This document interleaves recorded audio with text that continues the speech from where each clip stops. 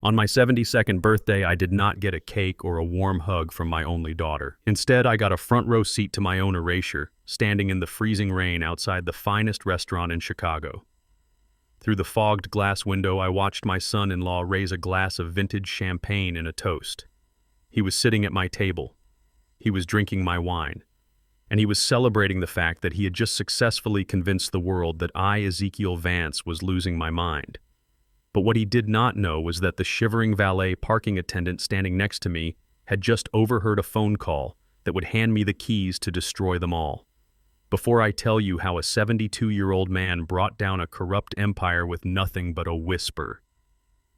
Tell me in the comments where you are watching from. Hit like and subscribe if you believe that respect has no expiration date and that betrayal should always have consequences. The rain that night felt personal. It was a cold, sharp October downpour that seeped right through the shoulders of my Italian wool suit. This was the suit I had bought specifically for tonight. A charcoal gray, three-piece custom fit because even at 72, I believed a man should present himself with dignity, especially on his birthday, especially when dining at the Blue Note. This restaurant was not just a place to eat. It was where my late wife Coretta and I had celebrated our 30th, 40th, and 50th anniversaries. It was our sanctuary. The heavy oak doors with brass handles were familiar to my hands, but tonight they would not open for me. I had spent 2 hours getting ready for this evening. I remember standing in front of the mirror in the guest bathroom because Braden had moved my things out of the master suite 2 days ago, claiming the stairs were too dangerous for me. I tied my tie with a perfect Windsor knot, my fingers moving with the muscle memory of a man who had worn a suit to a downtown engineering firm for 40 years. I brushed my gray hair, checking the fade on the sides. I looked at the reflection. I did not see a senile old man. I saw Ezekiel Vance. I saw a man who had calculated the load-bearing capacity of the bridges that millions of people drove over every single day. I saw a man who had built a life from nothing, who had put a daughter through private school, and who had nursed his wife through 3 years of cancer without ever complaining. I checked my watch. It was a Patek Philippe, a gift from Coretta on my retirement. It read 7 o'clock exactly. I am a punctuality man. In my line of work, being late meant concrete set too early or steel beams rusting in the rain. I was on time.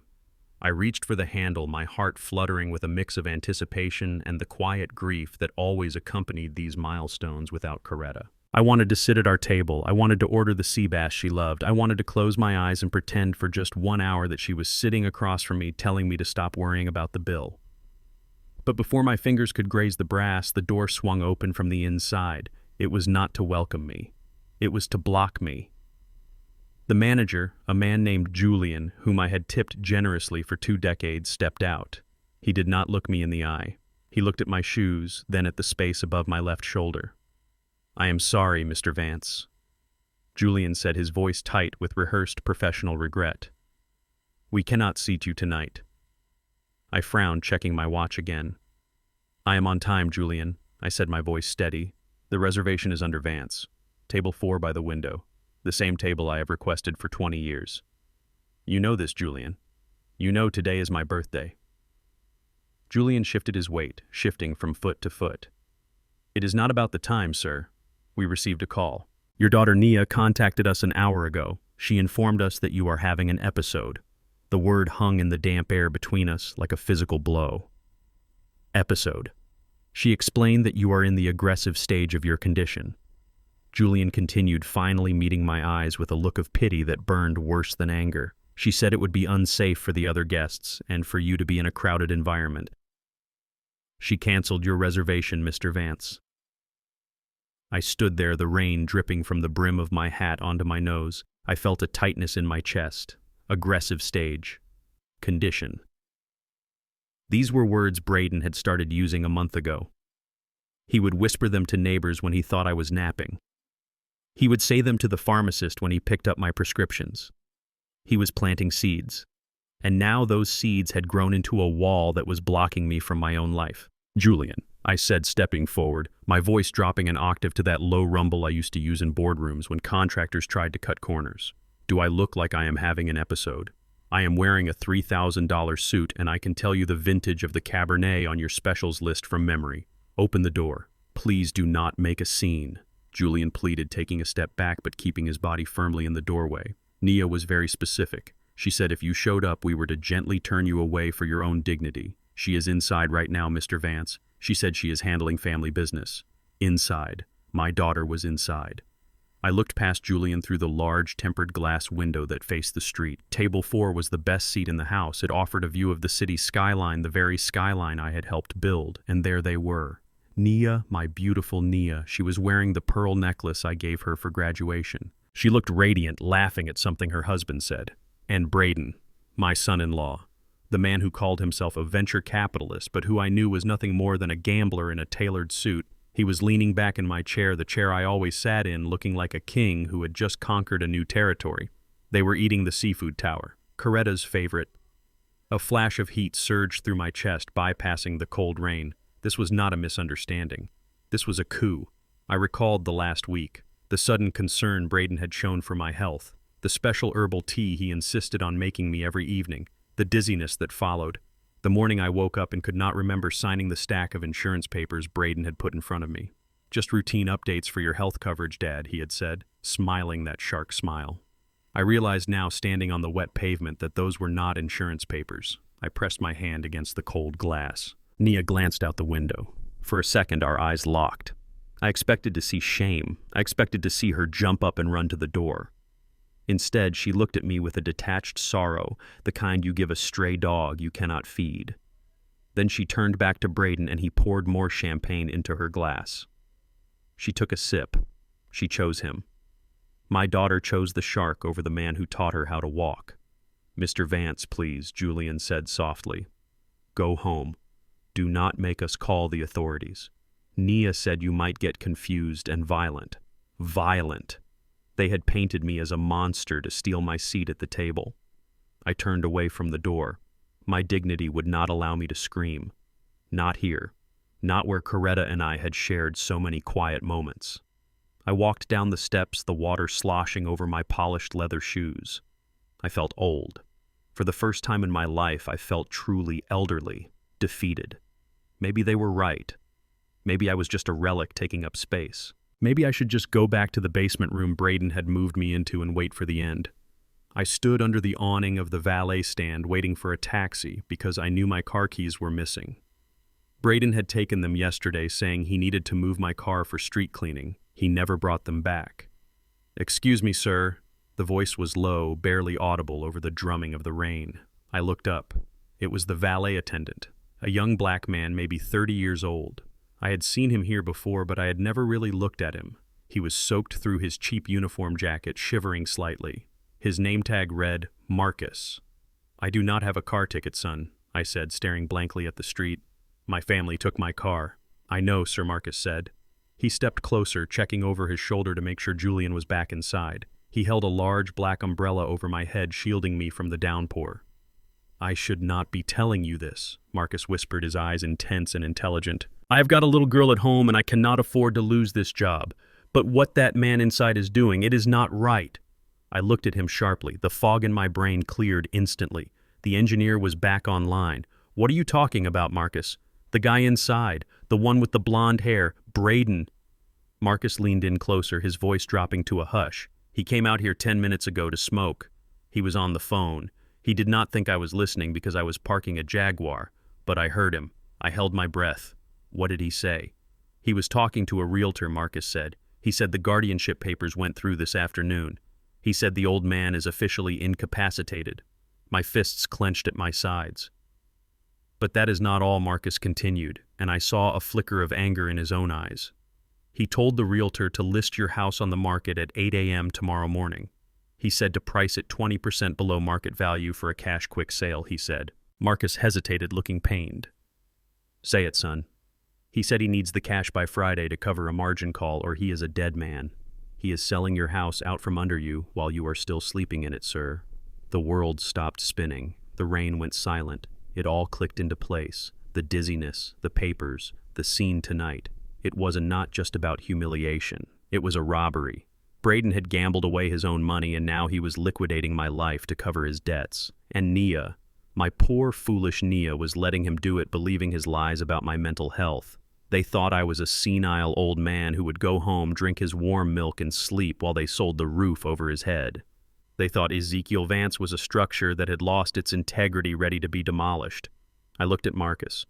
This young man, a stranger with water dripping from his nose, had shown me more loyalty in 2 minutes than my family had in 10 years. "Thank you, Marcus," I said, and my voice was different now. It was cold, precise, dangerous. I reached into my pocket. My wallet was gone. Braden must have taken it when I was napping earlier. All I had was my gold pocket watch tucked into my vest, and the hidden emergency phone I kept stitched into the lining of my jacket, a habit from my days working on dangerous construction sites in the 70s. "I do not have cash, Marcus," I said, unhooking the watch. "But I need you to do something for me. And if you do this, you will never have to park another car in the rain again." Marcus looked at the watch, then at me. He did not take it. "I do not want your watch, Mr. Vance. My pops raised me better than that. Just tell me what you need. I need you to get me to a motel, a cheap one where nobody will look for Ezekiel Vance, and then I need you to find a hardware store that opens early." "Why?" Marcus asked, puzzled. I looked back through the window at Braden, who was now laughing, holding court at my table. "Because tomorrow morning, when they bring that realtor to my house, they are going to find that the locks have changed," I said. "And they are going to find that the old man has quite a few surprises buried in the foundation of that house."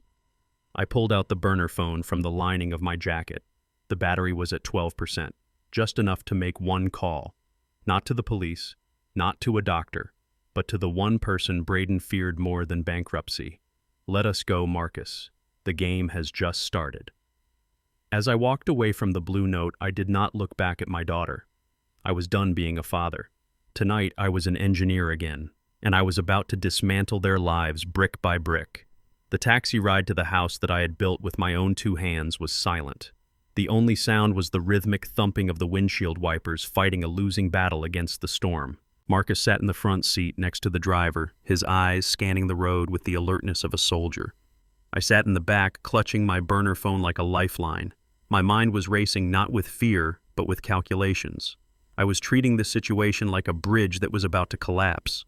I needed to identify the stress points. I needed to find the cracks in the foundation before the whole structure came down on top of me. We turned onto Maple Street. My heart gave a painful lurch. There it was, number 452. The colonial-style house with the wraparound porch that Coretta had dreamed of since we were broke newlyweds living in a 1-bedroom apartment in the city. I had laid the brick for that driveway myself. I had planted the oak tree in the front yard the day Naya was born. It was supposed to be my sanctuary, my fortress against the world. But as the taxi headlights swept across the front lawn, I saw something that made my blood run cold. It was not the house that stopped my breath. It was the flashing blue and red lights bouncing off the wet siding. A police cruiser was parked in my driveway. Its lights were spinning, creating a dizzying strobe effect against the dark windows of my home. "Stay here, Marcus," I said, my voice low and commanding. "If things go south, do not get involved. You have a daughter to think about." But Mr. Vance Marcus started to protest, turning around. "That is an order, son," I said, opening the door. I stepped out into the rain. The water was freezing, but I barely felt it. I walked up the driveway, my steps heavy but steady.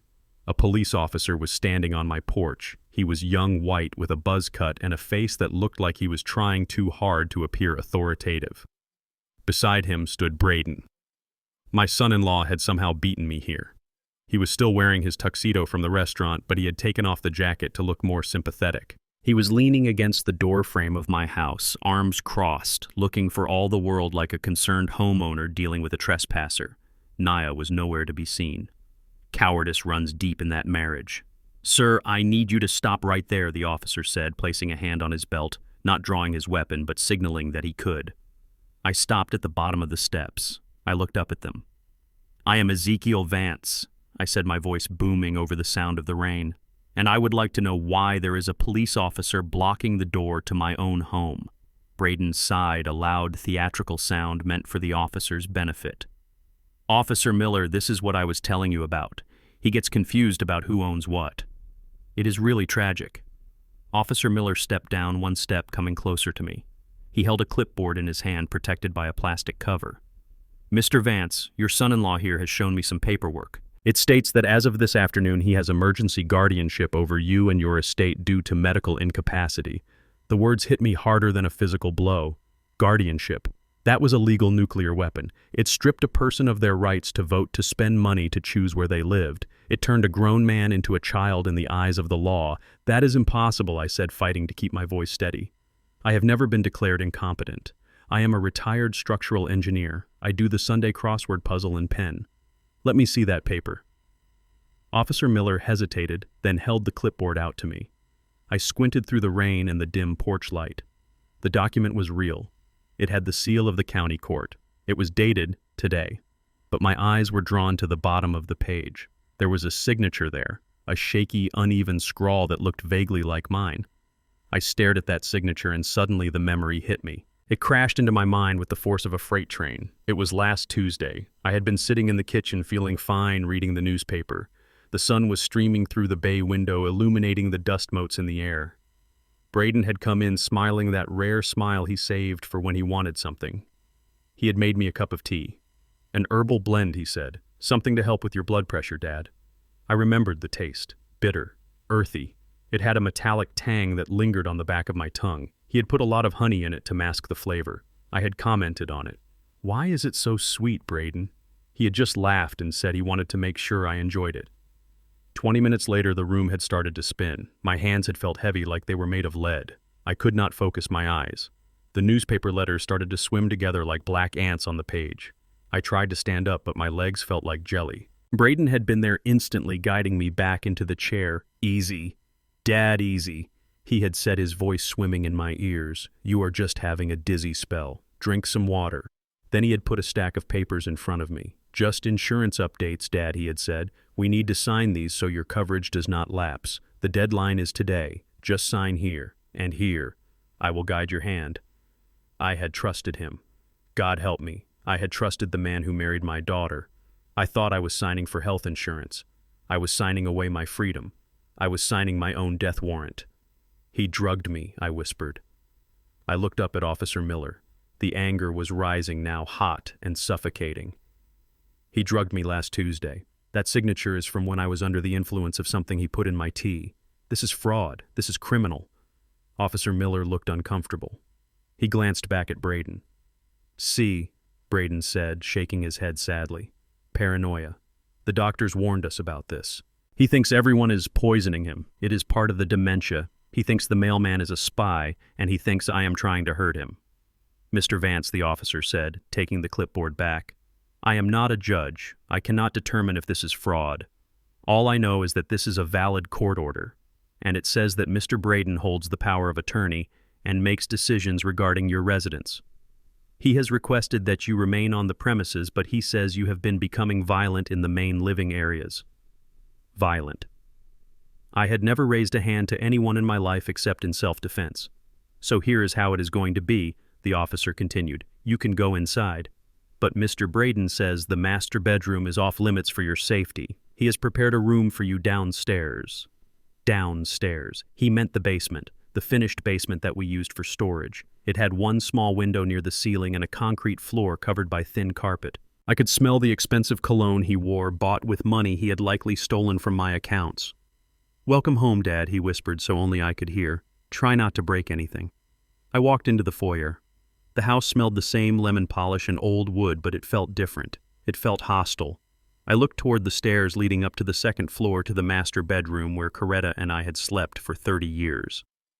Nia was standing at the top of the stairs. She was still in her evening gown. She looked down at me, her face pale. Nia, I said softly. She flinched. She didn't say a word. She just turned around and walked into the master bedroom, closing the door. My door. She was locking me out of my own marriage bed. She was locking me out of the memory of her mother. Let us go, Braden said, shoving me roughly toward the door that led to the basement. Your suite is ready. I walked to the basement door. I opened it and stared down into the darkness. I could smell the dampness. It was the smell of neglect. Wait, Braden called out. I turned. He was holding something. It was my suitcase. The vintage leather suitcase I had packed weeks ago for a planned trip to visit my sister in Georgia. He must have dragged it out of the closet. "You will need this," he said. He didn't hand it to me. He lifted it up and threw it. I watched in slow motion as my leather suitcase tumbled down the wooden stairs. It hit every step with a loud, sickening thud. Bam! Bam! Bam! Finally, it hit the concrete floor at the bottom, bursting open. My clothes, my shirts, my underwear spilled out onto the dirty floor. Braden laughed, a short, sharp bark of a laugh.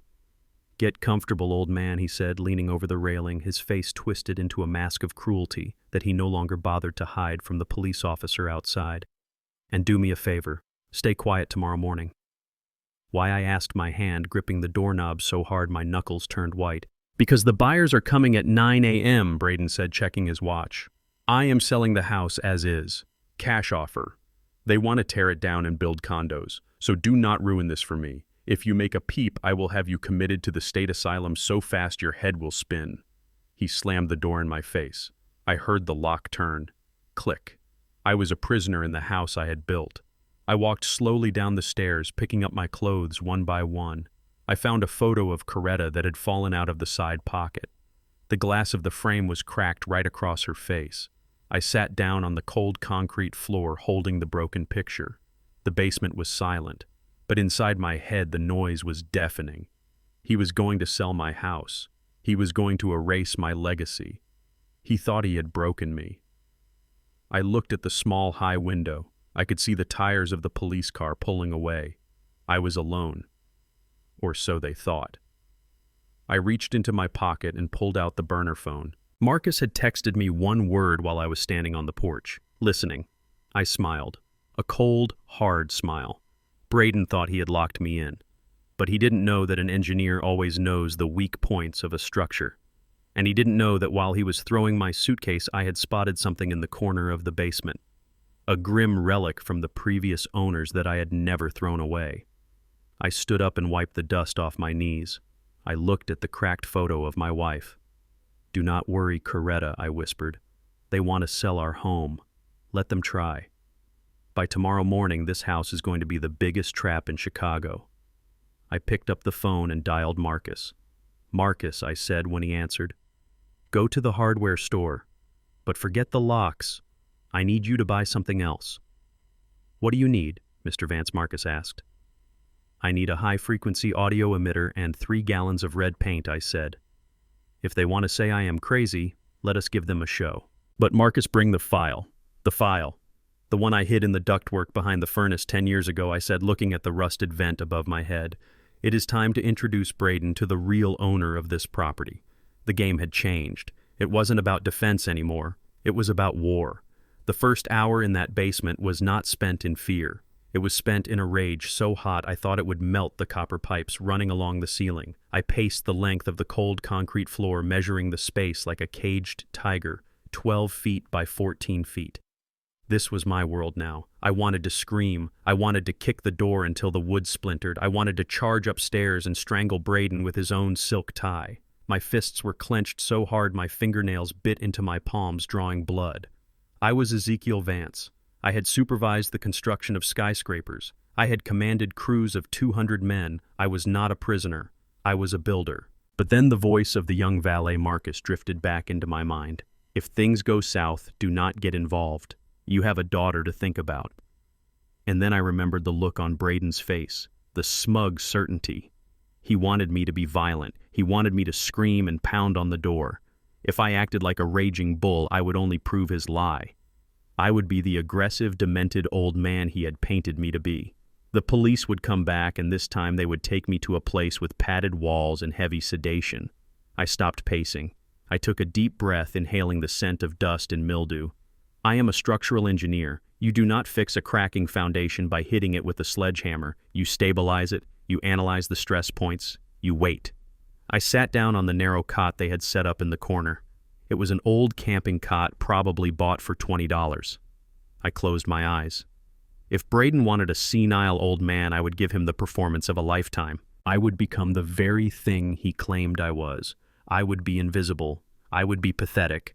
And while he looked at me with disgust, I would be watching him with the precision of a hawk watching a field mouse. The door at the top of the stairs opened. A slice of light cut through the gloom. "Dad." It was Nia. Her voice was trembling. I stayed on the cot. I let my shoulders slump. I let my mouth hang open slightly. I stared at a stain on the carpet with a vacant expression. "Dad, I brought you some dinner." She walked down the stairs slowly. She was holding a plastic tray. No china plates for the crazy old man, just plastic. She set the tray down on a cardboard box near the cot. It was beef stew. It smelled like the canned kind, the kind Coretta never would have allowed in our pantry.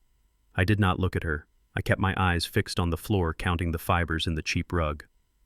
"Please look at me, Dad," Naya whispered. She sat on the edge of the cot.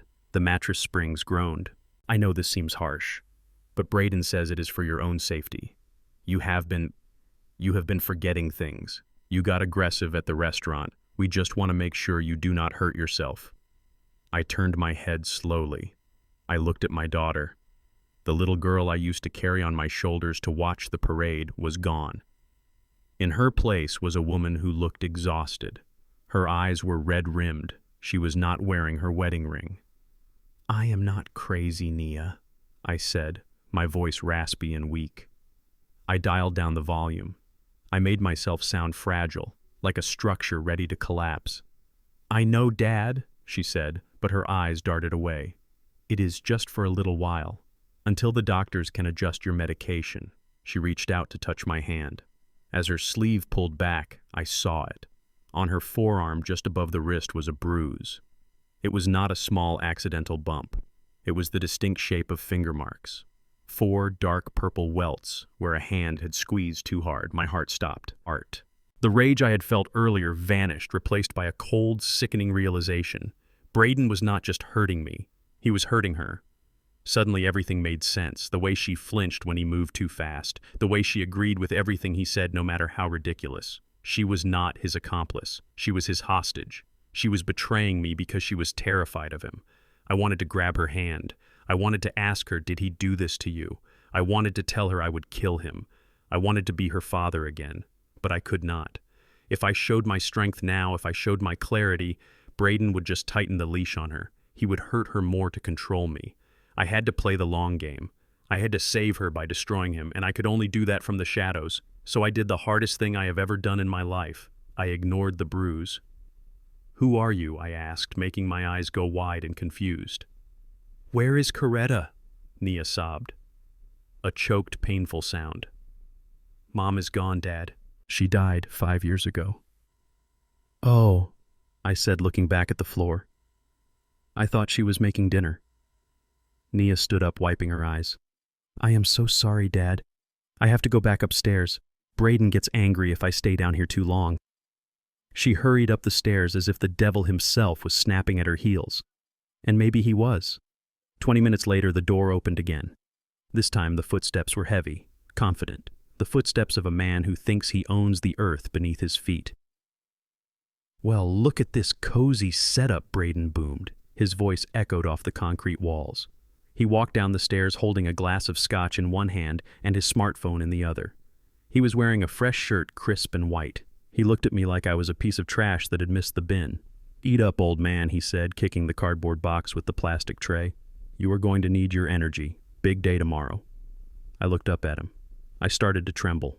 I made my hands shake violently. I reached for the spoon, but I let my hand spasm. The plastic bowl tipped over. The beef stew splashed all over the floor and onto Braden's polished leather shoes.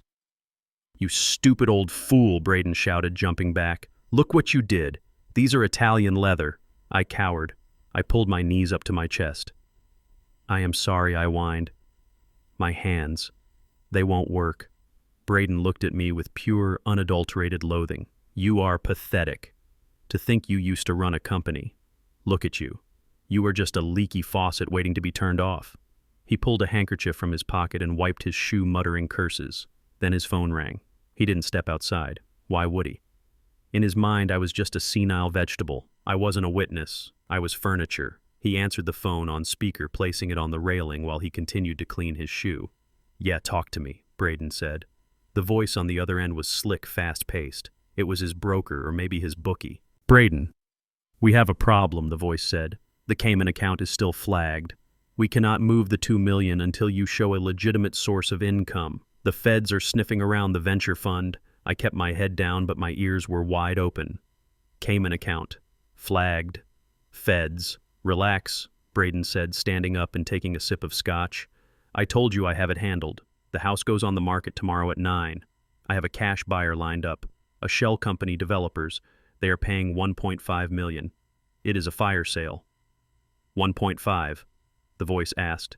That property is worth 3. I know, Braden laughed. That is the beauty of it. We sell it cheap for cash. We take the cash, funnel it through the restaurant renovation project, and boom, clean money. By the time the probate court figures out the old man was not actually crazy, we will be in Brazil. And the wife, the voice asked. Nia, Braden scoffed. She does what she is told. She thinks we are using the money to put him in a luxury care facility. She is too scared to ask questions. Once the money clears, I am filing for divorce. She can have the debt. My blood ran cold. He wasn't just stealing my house. He was planning to frame my daughter for his financial crimes and leave her with nothing. I sat there rocking back and forth, humming a nursery rhyme under my breath, acting the part of the fool, while my mind recorded every word. Okay, the voice said. But you need that signature on the deed transfer. I got the power of attorney yesterday, Braden said. The old man signed it, thinking it was a prescription refill. It is a done deal. I just need to keep him hidden for 48 hours until the wire transfer hits. Then we dump him at the state ward. He laughed again. It was a dry, soulless sound. All right, I have to go, Braden said. He grabbed his phone. Oh, and remind me to get a new phone. This one keeps dropping calls. The battery is shot. He looked at the device in his hand with annoyance. Then he did something that felt like a gift from God. He tapped the screen aggressively. Piece of junk, he muttered. He looked around the basement. His eyes landed on the overflowing trash can in the corner filled with old newspapers and debris from when we used to store things down here. He tossed the phone. It hit the rim of the trash can and fell inside, disappearing under a pile of old magazines. He pulled a brand new phone, the latest model, from his back pocket. Clean up this mess, Braden said, pointing at the spilled stew. And do not make a sound tonight. If I hear one peep from down here, I will come back and I won't be as nice as I was this time. He turned and walked up the stairs. He turned off the light. Then he locked the door. I waited in the darkness. I counted to 100, then 200. I listened for his footsteps to fade away. I listened until the house was completely silent. I moved. I didn't tremble. I didn't shake. I moved with the speed and agility of the man I used to be. I crawled across the floor. My knees ached on the cold concrete, but I ignored the pain. I felt like a soldier behind enemy lines. I reached the trash can. It was dark, but my hands knew what they were looking for. I dug through the papers. I pushed aside empty soda cans and dust bunnies. My fingers brushed against something cold and smooth. I pulled it out. Braden's old phone. The screen was cracked in the corner, but the body was intact. I held my breath and pressed the side button. Please, I whispered. Please. For a second, nothing happened. Then a faint white light illuminated the darkness of the basement. The Apple logo appeared. It was not dead. It had 4% battery left. I swiped up. Passcode required. I closed my eyes. Think, Ezekiel. Think. You have watched him type it in 100 times. He is arrogant. He is lazy.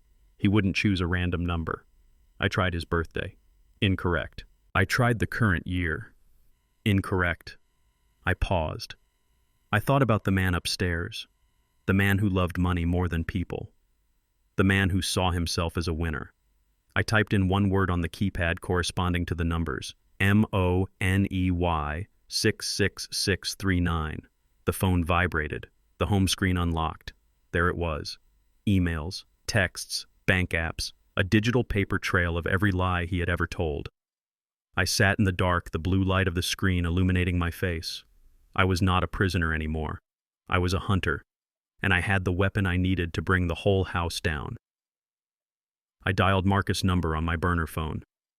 Marcus, I whispered when he answered. Mr. Vance, are you okay?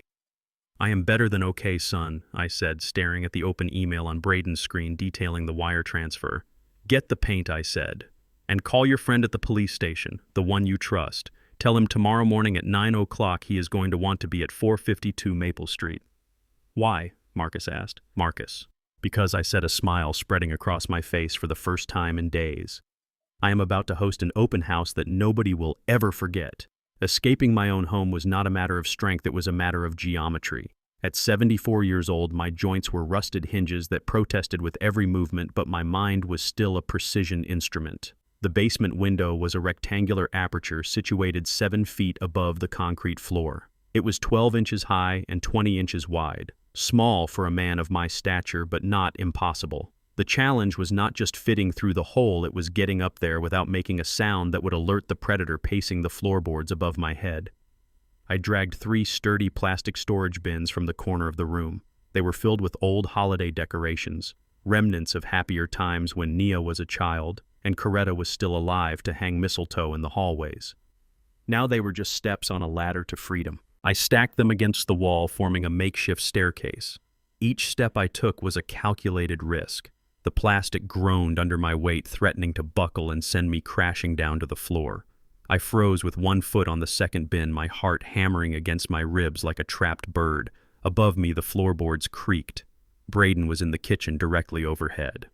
I could hear the clink of a bottle against a glass. He was drinking. Good. Alcohol would dull his senses, but it would also make him volatile.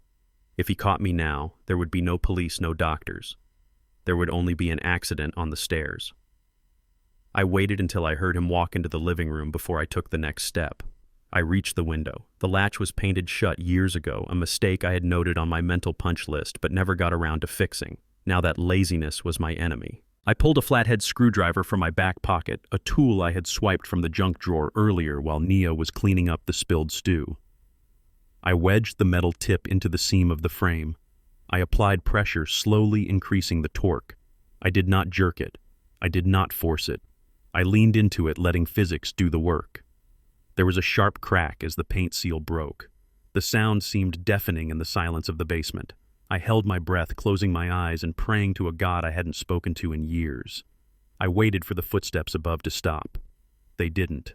Braden was now talking on the phone, his voice muffled and angry. He hadn't heard. I pushed the window open. The cold night air rushed in, smelling of wet asphalt and freedom. It was the sweetest thing I had ever smelled.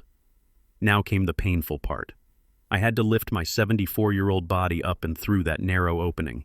I hooked my elbows over the sill. The rough concrete scraped my skin through the fabric of my suit jacket. I grunted, biting my lip to keep from crying out as I hauled myself up. My shoulder, which had been bothering me for a decade, screamed in protest.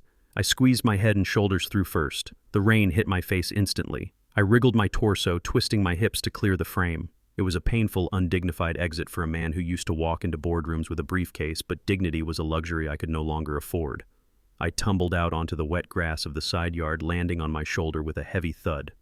I lay there in the mud for a moment, letting the rain wash over me, the water mixed with the sweat on my forehead. I was out. I was free. But I was also a fugitive in the city I had helped build. I stayed low, moving through the shadows of the hedges, avoiding the motion sensor lights I had installed myself years ago to keep burglars out. Now I was the burglar. I knew exactly where the blind spots were. I reached the street and didn't look back at the house. That structure of brick and wood was no longer my home. It was a crime scene. I walked 3 miles that night. I could not call a taxi because digital payments leave a trail, and Braden had my wallet.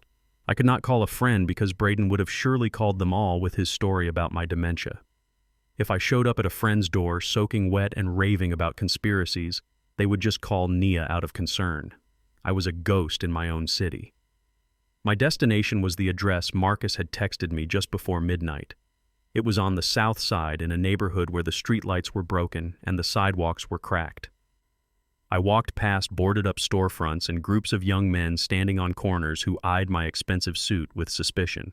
I kept my head down and walked with a purpose. I reached the tenement building Marcus lived in. It was a stark contrast to the manicured lawns of my neighborhood. The brick was crumbling and the front door had no lock. I climbed the 4 flights of stairs, my knees burning with every step. My breath came in ragged gasps. I was exhausted, cold, and hungry, but I was alive. I knocked on apartment 4B. 3 soft taps. The door opened instantly. Marcus stood there holding a wooden baseball bat. He was wearing a white undershirt and pajama pants. When he saw it was me, he lowered the weapon and pulled me inside, quickly scanning the hallway before locking the 3 deadbolts on the door. "Mr. Vance," he whispered, his eyes wide. "You look like you swam here." "I am fine, son," I said, my teeth chattering uncontrollably. "I just need a place to dry off." The apartment was small. It was essentially one room with a kitchenette in the corner. The paint was peeling in strips like dead skin, and the linoleum floor was curled at the edges, revealing the subfloor beneath. But it was spotless. The books on the shelf were arranged by height. The few toys on the rug were in a neat pile. It smelled of bleach and Vicks Vapor Rub. On a mattress in the corner, a small shape shifted under a heavy wool blanket. A little girl, maybe 5 years old, coughed a deep rattling sound that made her tiny frame shake. It was a terrible sound, the sound of fluid in the lungs. Marcus rushed over to her, soothing her with a gentle hand on her back. "Shh, baby. It is okay. Daddy is here. Go back to sleep." He turned to me, his face etched with worry. "That is Lily. She has bronchitis. The heating in the building has been out for 2 days, and the landlord will not fix it until next week." I looked at the girl, then at the space heater Marcus had plugged in near her bed. It was glowing red, fighting a losing battle against the drafty windows. This young man was working double shifts parking cars for rich men like Braden just to keep his daughter warm, and he was still willing to risk his job to help me. I looked around the room. There was no expensive furniture, no artwork, no wine cellar. But there was love here. You could feel it in the way Marcus looked at his daughter. You could see it in the way he had taped plastic over the windows to keep out the draft. This was a home. My house with its 5 bedrooms and marble countertops was just a building. "Sit down, Mr. Vance," Marcus said, pulling out a wooden chair. "I will make tea. It is not Earl Grey, but it is hot." I sat. My bones felt heavy. "Marcus," I said, watching him fill a kettle, "you asked me earlier why I needed you. Now you see. I have no access to my accounts. My cards are frozen. I am a millionaire on paper, but right now I am poorer than the man sleeping on the bench outside." Marcus set a mug of steaming tea in front of me. "I am not helping you for the money, sir. I am helping you because I heard what that man said. No one deserves that." "I know," I said, taking a sip. The warmth spread through my chest, chasing away the chill. "But we cannot fight a war on good intentions alone. Braden has lawyers. He has the police in his pocket. He has the narrative. To beat him, I need information, and information costs money." I reached for my left wrist. The Rolex Submariner was cold against my skin. It was a 1982 model with a gold band and a deep blue face. Coretta had given it to me when I landed the contract for the bridge downtown. It was the first expensive thing we ever owned. It was my lucky charm. It was the only piece of her I had left on me. I unclasped it. The mechanism clicked softly, a sound of precision engineering that I had loved for decades. "Mr. Vance," Marcus said, stopping me, "do not do that." I placed the watch on the scarred wooden table between us. It gleamed under the harsh light of the bare bulb overhead, a stark contrast to the poverty of the room. It looked out of place like a diamond in a coal mine. "Take it," I said, my voice firm. "No," Marcus said, stepping back. "That is your watch. I know what that means to you. I saw you looking at it at the restaurant. That is your history. It is a thing, Marcus. Just a collection of gears and springs. That little girl over there, that is a life. And my dignity, that is a life. I need you to take this to a pawn shop tomorrow morning, not the one on Main Street. Go to Eager Eddie's on 5th. He asks fewer questions." Marcus looked at the watch, then at his sleeping daughter, who coughed again in her sleep. "It is worth $15,000 on the second-hand market," I said. "Eddie will give you 5 because he is a crook. Take it. Keep 20% for yourself. Get Lily some medicine. Get a portable heater that actually works. And buy her a winter coat." "And the rest?" Marcus asked, his voice barely a whisper. "The rest is for the war chest," I said, leaning forward. "I need you to hire a private investigator. I wrote down a name on this napkin. His name is Silas. He used to do background checks for my company. He is expensive, but he can find water in a desert. I need to know who Braden owes money to. I need to know why he is so desperate." Marcus reached out and slowly picked up the watch. He held it with reverence like it was a holy relic. "I will not let you down, Mr. Vance." "I know you won't," I said. "Now, do you have a computer?" He nodded, pointing to an old laptop on a stack of milk crates. "It is slow, but it works." "I need you to run a search," I said. Braden mentioned a shell company, Vanguard Holdings, and he mentioned a name, Vargas. Marcus sat down at the computer. I watched him work. He was faster than I expected. His fingers flew across the keyboard. He wasn't just a valet, he was sharp. He knew how to navigate the dark corners of the public records databases. Hours passed. I dozed off in the chair, exhausted. I woke up to the sound of Marcus gasping. The sun was just starting to peek through the grime on the windows, casting a gray light over the room. Marcus was staring at the screen, his face pale. "Mr. Vance," he said, and his voice shook. "You need to see this." I stood up, my joints popping, and walked over to look over his shoulder. "I thought Braden was just a bad gambler," I said, rubbing my eyes. "I thought he was just trying to cover some losses in the stock market." "No, sir," Marcus said, scrolling down a document he had found. "It is much worse than that. Look at this police report from New Jersey, and this foreclosure notice." I squinted at the screen. Braden didn't just lose money, he stole it. He was managing a fund for a private lending group out of Atlantic City. "A private lending group?" I asked. "Loan sharks, Mr. Vance. High-level organized crime. The name Vargas, that is Hector Vargas. He runs the syndicate on the East Coast." I felt a chill that had nothing to do with the cold apartment. "Braden took $2 million of their money and bet it on a tech startup that went bust last week," Marcus explained, pointing to the dates. "They gave him an ultimatum." I read the text on the screen, an intercepted email that Silas the investigator must have archived in a leaked database Marcus had accessed. The subject line was simply, "The clock." The email read, "You have 48 hours. If the funds are not wired by Friday noon, we do not come for the money. We come for the knees. And then we come for the wife." "My God," I whispered. "He is not selling your house to get rich," Marcus said, looking up at me with terror in his eyes. "He is selling your house to stay alive, and he is selling it to pay back killers." The decision to hand over my watch was not impulsive. It was the result of a cold, hard calculation, the kind I had made 1,000 times on construction sites when we had to sacrifice a non-load-bearing wall to save the foundation. But this was different. This wall was made of gold and sapphire glass, and it held the heartbeat of my dead wife inside its gears. I sat at the rickety table in Marcus' apartment staring at the Rolex Submariner lying on the scarred wood. The overhead bulb reflected off its polished surface. It looked alien in this room. It belonged in a boardroom or on the wrist of a man steering a yacht, not here among the peeling paint and the smell of Vicks VapoRub. That watch was a 1982 model. I remembered the day Coretta gave it to me. It was the night I won the bid for the Crosstown Bridge project. We were sitting in our kitchen eating takeout because we had put every spare dollar into my bonding company. She had slid a small velvet box across the table. I told her we could not afford it. She told me that a man who builds bridges for the future needs to know what time it is. On the back she had engraved 3 words, "To my builder." Now I was about to sell it to pay a stranger to spy on my son-in-law. Marcus stood by the window looking out at the gray dawn. He had refused 3 times. "Mr. Vance," he said, turning to me, his voice thick with exhaustion. "I cannot do it. That is your life. That is Mrs. Coretta. If we pawn that, we are pawning your memories." I picked up the watch. It felt heavy. "Cold, Marcus," I said softly. "Coretta did not give me this watch so I could look at it while my daughter was being abused and my home was being stolen. She gave it to me so I would never be late. And right now, son, we are very late." I held it out to him. "Take it to Eager Eddie's on 5th Street, I instructed. "Do not go to the chains. They scan ID and they upload to the police database. Braden has friends in the precinct. If a stolen Rolex alert pops up with my serial number, they will come for me." Eddie does not care about serial numbers. He only cares about gold weight and resale value. Marcus took the watch. His hands were rough from years of parking cars and changing tires, but he held that piece of metal like it was a newborn bird.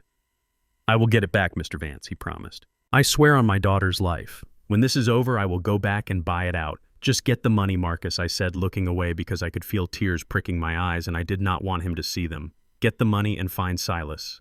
Marcus left. I spent the next 3 hours sitting in a chair by the window watching over his sleeping daughter, Lily. She coughed intermittently, a wet, heavy sound that rattled in her small chest. I looked at the plastic sheeting taped over the windows. I looked at the empty refrigerator. Braden was living in my house, drinking my scotch, while this man was selling his soul to help me.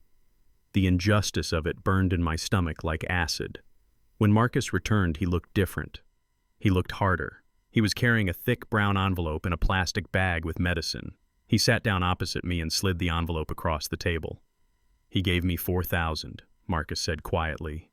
It is worth 15, I said without emotion. I know Marcus said, his jaw tightening. I argued with him. I told him it was a vintage piece. I told him about the engraving. Eddie just laughed. He said old watches are like old men. Nobody cares about their history, they only care if they still work. He knew I was desperate, Mr. Vance. He saw my shoes. He saw my coat. He knew I was not walking out of there with the watch. I nodded. Predatory lending. It was the same game Braden was playing, just at a lower level. It is enough, I said, opening the envelope. The smell of old bills filled the air. Musty. Dirty. But it was ammunition. Marcus reached into his pocket and pulled out a receipt. And I got the amoxicillin for Lily. And I paid the electric bill so they won't cut us off tonight. Good, I said. Now tell me about Silas. I called him, Marcus said, leaning forward. I used the code word you told me. Structural integrity. He met me at a diner on the west side. He did not look like much. Guy wears a trench coat that looks like he has slept in it for a week, but when I gave him the cash and the name Vanguard Holdings, his eyes lit up. Silas is the best data miner in the city, I said. He used to find dirt on contractors who tried to bid against me. If Braden has a secret, Silas will find it. He already did, Marcus said. He pulled a folded stack of papers from his inside jacket pocket. Silas works fast. He has access to the dark web credit reports, the ones the banks do not see. He ran a trace on Braden and that shell company. I took the papers. My hands were steady now. I was in work mode. What am I looking at? I asked, scanning the columns of numbers. You are looking at a man who is drowning, Marcus said, pointing to a figure highlighted in yellow. Look at the dates, Mr. Vance. 3 years ago, Braden started day trading. He started small. 10,000 here, 20,000 there. He was winning at first. He bought that Porsche. He took Nia to Paris. He thought he was a genius. Beginner's luck, I muttered. The worst thing that can happen to a gambler. Exactly, Marcus said. Then the market turned. He lost big on crypto. Then he lost big on tech shorts. By last year, he was down $600,000.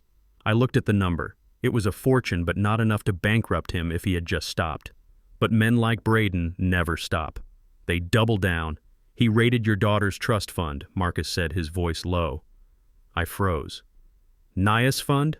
Gone, Marcus said. He forged her signature. He drained it. But that wasn't enough to cover the hole. So he went to the private lenders. Vargas?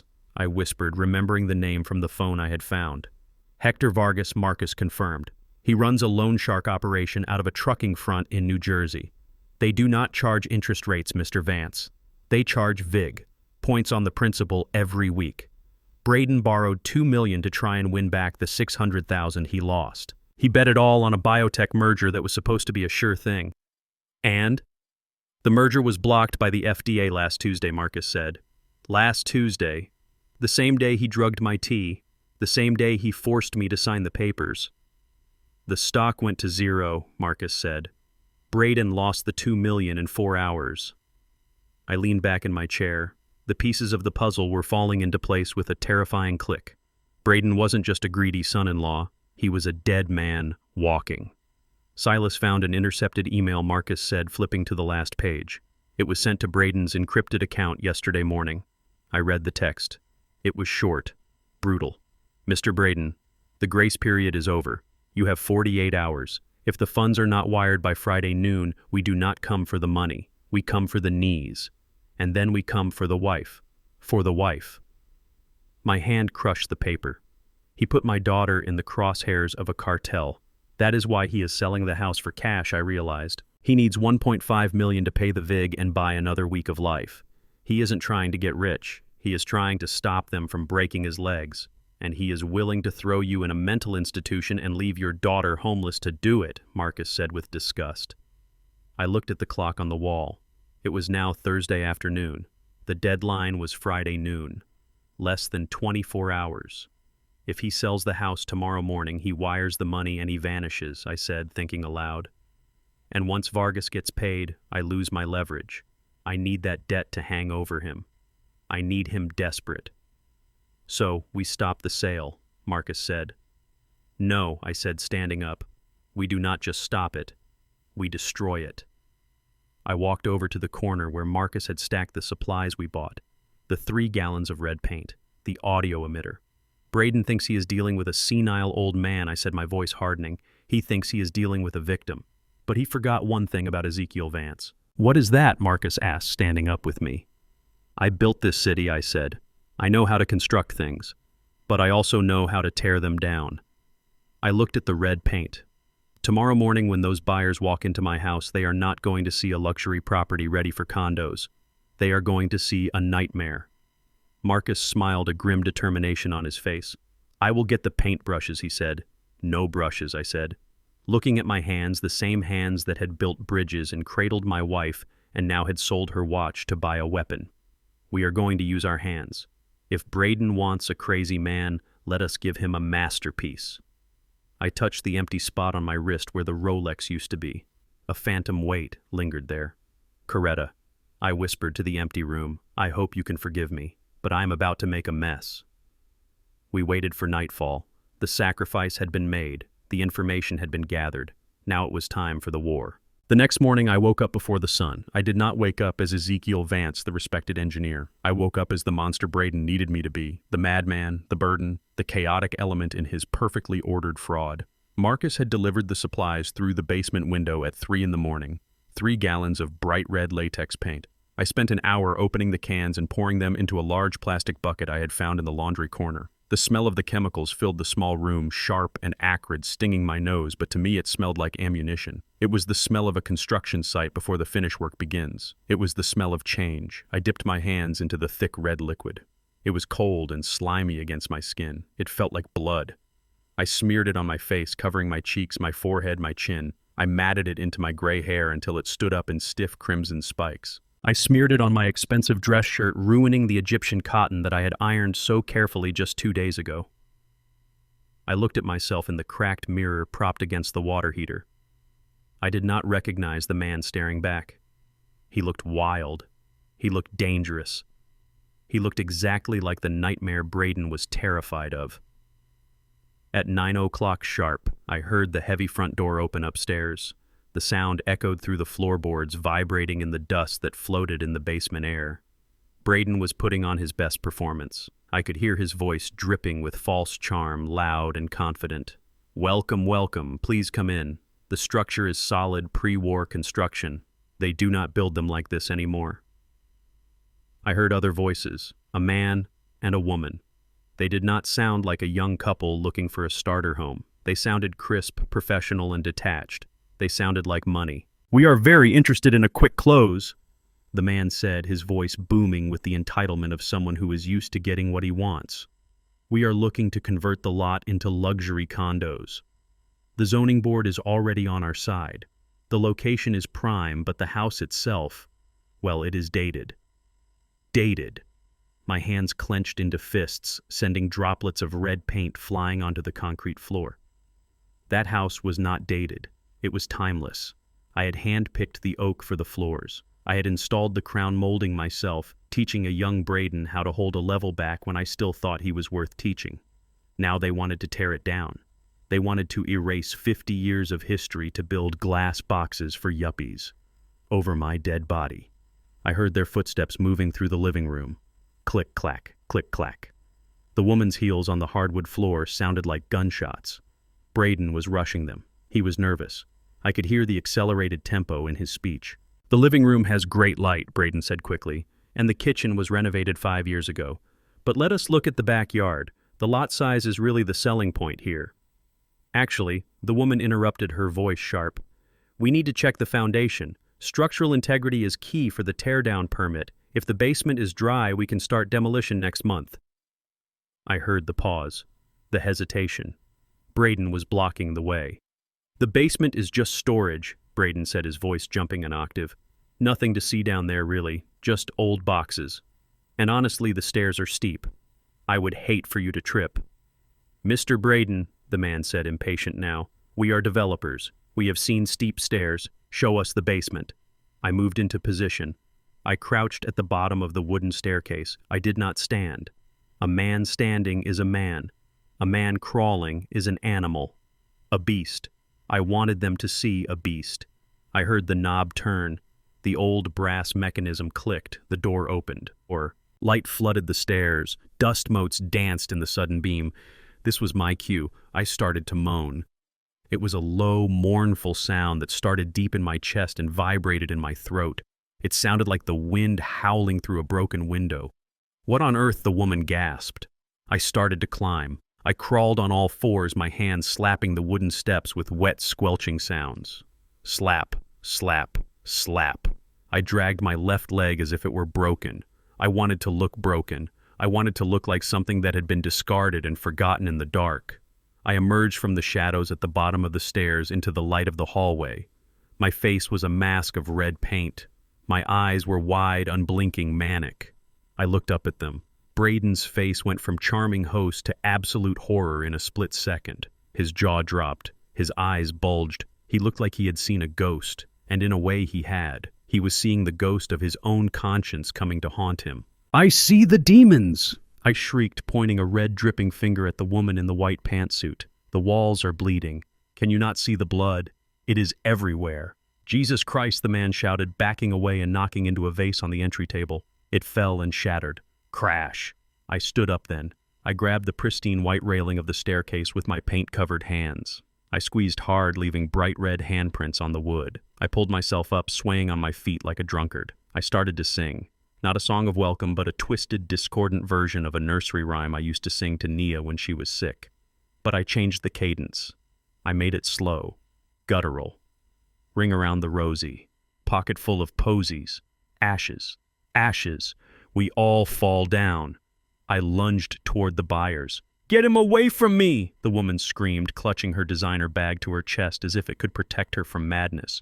"You said the house was empty. You did not say there was a lunatic in the basement." "It is just my father-in-law," Braden stammered, trying to step between us, but he was afraid to touch me.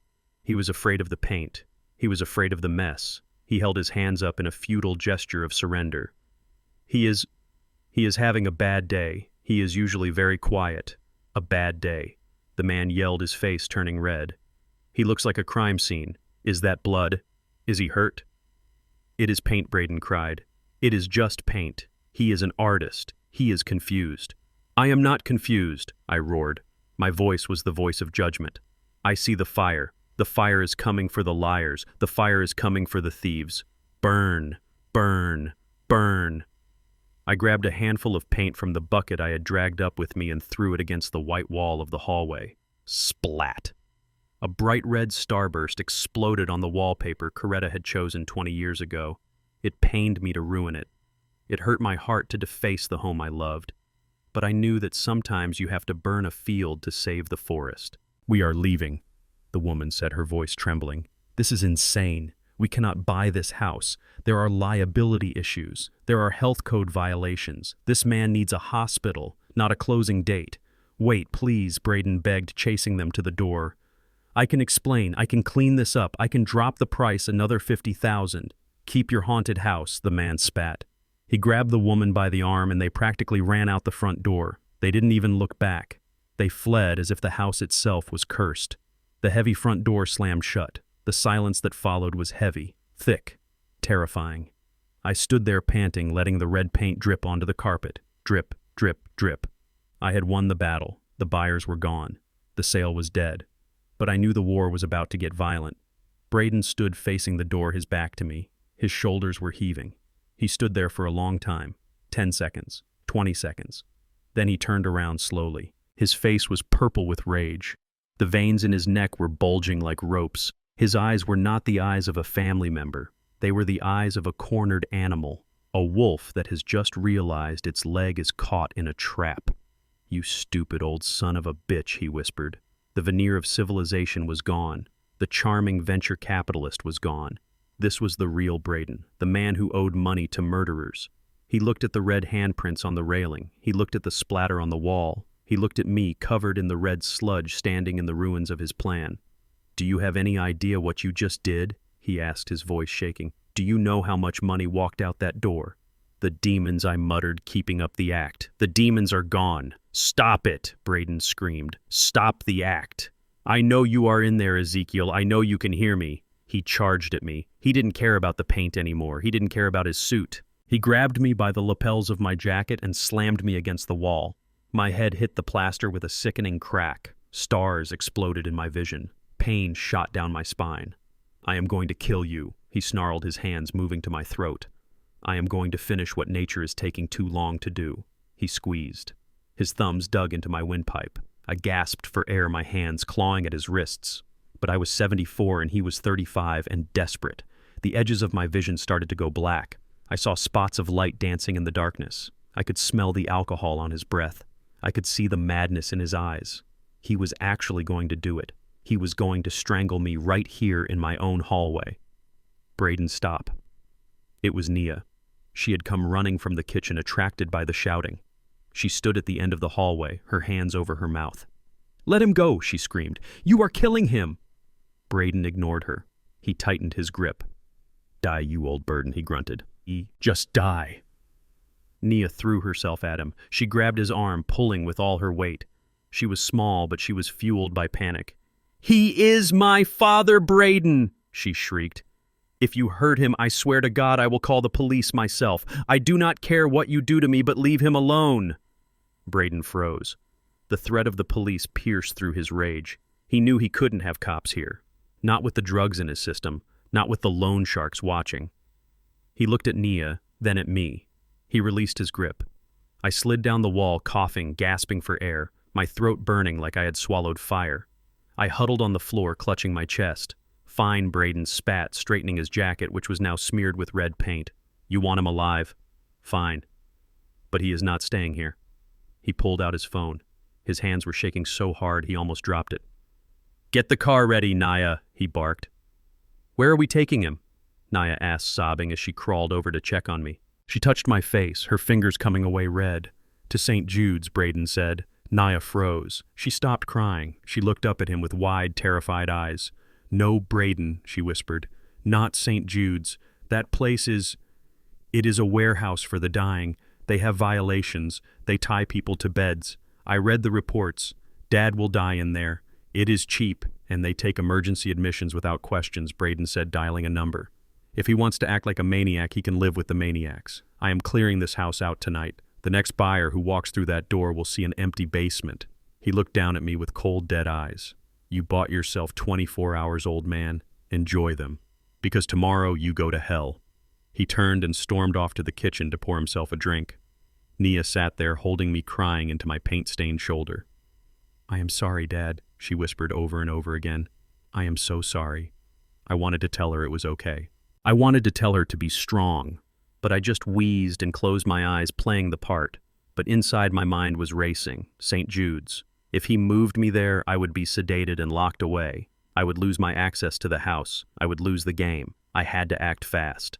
I had driven away the buyers, but I had backed Braden into a corner. And a cornered rat is the most dangerous thing in the world.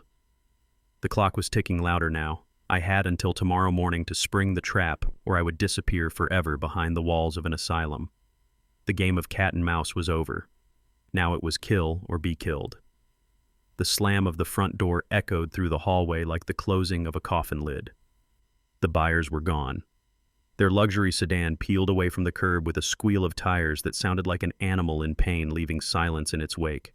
A heavy, suffocating silence that pressed against my eardrums. I sat slumped against the wall where I had slid down, huddled in a ball, my knees pulled to my chest. The red paint on my face was starting to dry, tightening my skin like a mask. It smelled of latex and chemicals, a sharp artificial scent that clashed with the expensive aroma of the fresh lilies Braden had placed in the foyer. I kept my eyes half closed, peering through my lashes. I watched Braden. He was standing in the middle of the hallway, staring at the door. His back was to me. His shoulders were heaving up and down in a rhythmic spasm of rage. He looked like a statue of a man on the edge of crumbling. He did not scream. Not yet. The silence was worse. It was the calm before the tornado touches down and tears the roof off the house. He turned slowly. His face was a landscape of devastation. The charm was gone. The handsome veneer of the successful venture capitalist had peeled away, revealing the rot underneath. His eyes were bloodshot wide and manic. He looked at the red handprints I had left on the pristine white railing. He He looked at the splatter on the wallpaper. And then he looked at me. He walked toward me. He did not rush. He walked with the heavy, deliberate steps of an executioner. He stopped 2 feet away, towering over me. I cowered, letting out a low whimper, burying my face in my hands. I was the pathetic old man. I was the burden. I was the mistake. "Get up," Braden whispered. His voice was barely audible, but it carried more violence than a shout. I said, "Get up!" he roared, suddenly kicking my leg. Pain shot up my shin, but I scrambled to my feet, leaning against the wall for support. I kept my head down, shaking uncontrollably. It wasn't entirely acting. The look in his eyes was murderous. "Do you know what you just did?" Braden hissed, stepping into my personal space. I could smell the stale alcohol on his breath, mixed with the sour tang of fear. "That was a cash offer, Ezekiel. $1.5 million. In a suitcase. Tomorrow. And you just flushed it down the toilet." "The demons," I mumbled, pointing at the wall. "The red demons. They were going to eat the house." "Shut up," Braden screamed. He raised his hand as if to strike me again. I flinched, squeezing my eyes shut, but he stopped. He lowered his hand slowly, his fingers curling into a fist. "Hitting you is too easy," he said, his voice dropping to a cold, terrifying calm. "And besides, I cannot leave marks on you, not where the doctors can see them." "Doctors?"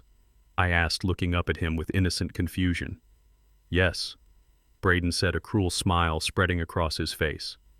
"Doctors, you have proven today that you are a danger to yourself and others. You are violent. You are hallucinating. You are destroying property." He laughed, a dry, humorless sound. "You think you are staying here?" he asked. "You think you are going back to your little room in the basement? No, that is too good for you. You lost your basement privileges when you threw paint on $1 million deal." He pulled out his phone and dialed a number. He put it on speaker.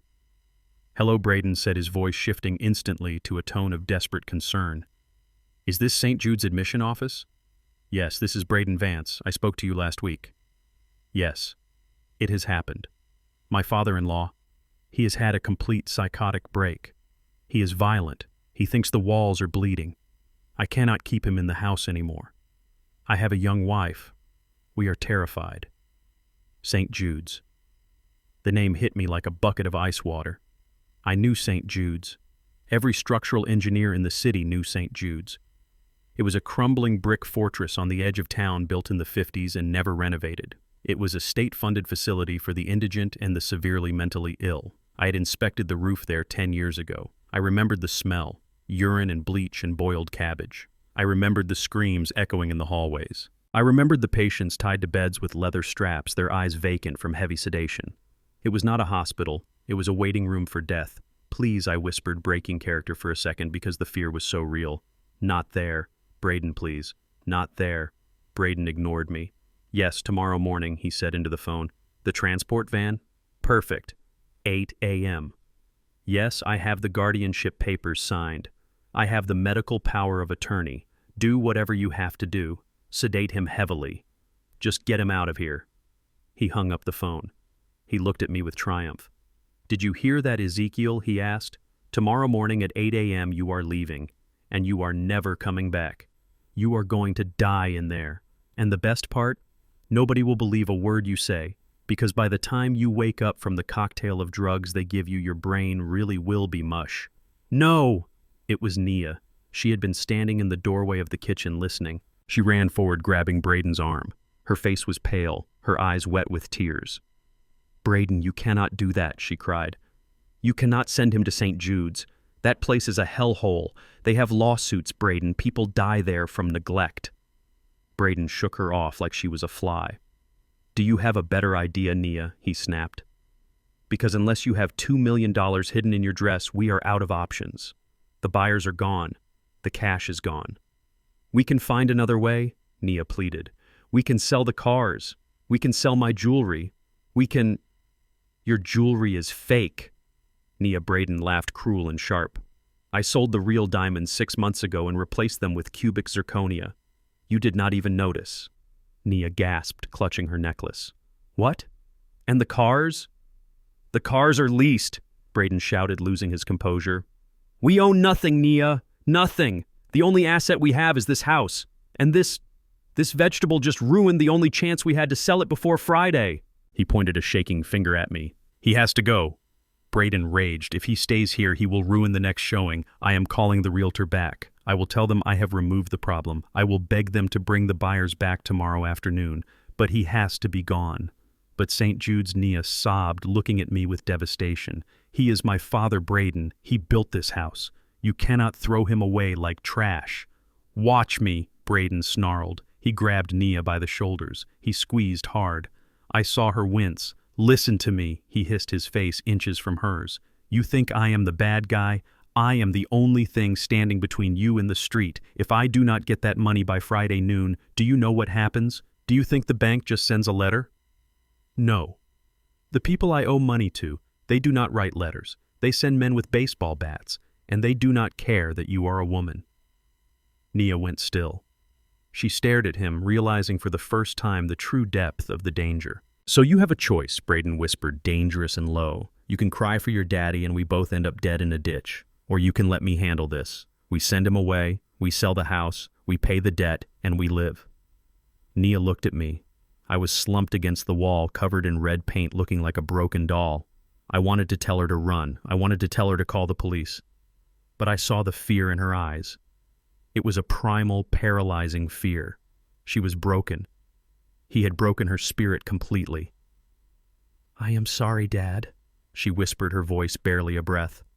I am so sorry. She turned and ran up the stairs to the bedroom, slamming the door. Braden watched her go, then turned back to me.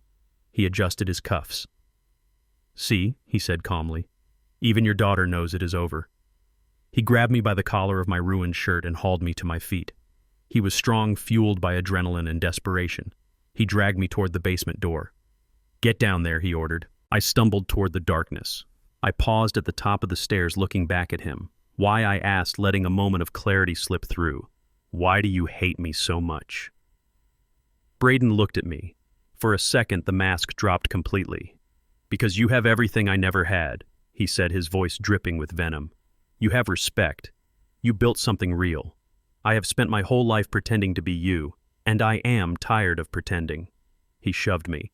I stumbled down the first few steps, grabbing the railing to keep from falling. Make yourself comfortable, Ezekiel, he called out. Enjoy your last night of freedom. When the van comes tomorrow, bring a jacket. It gets cold in the asylum. He slammed the door. I heard the lock turn. Click. Then I heard something else.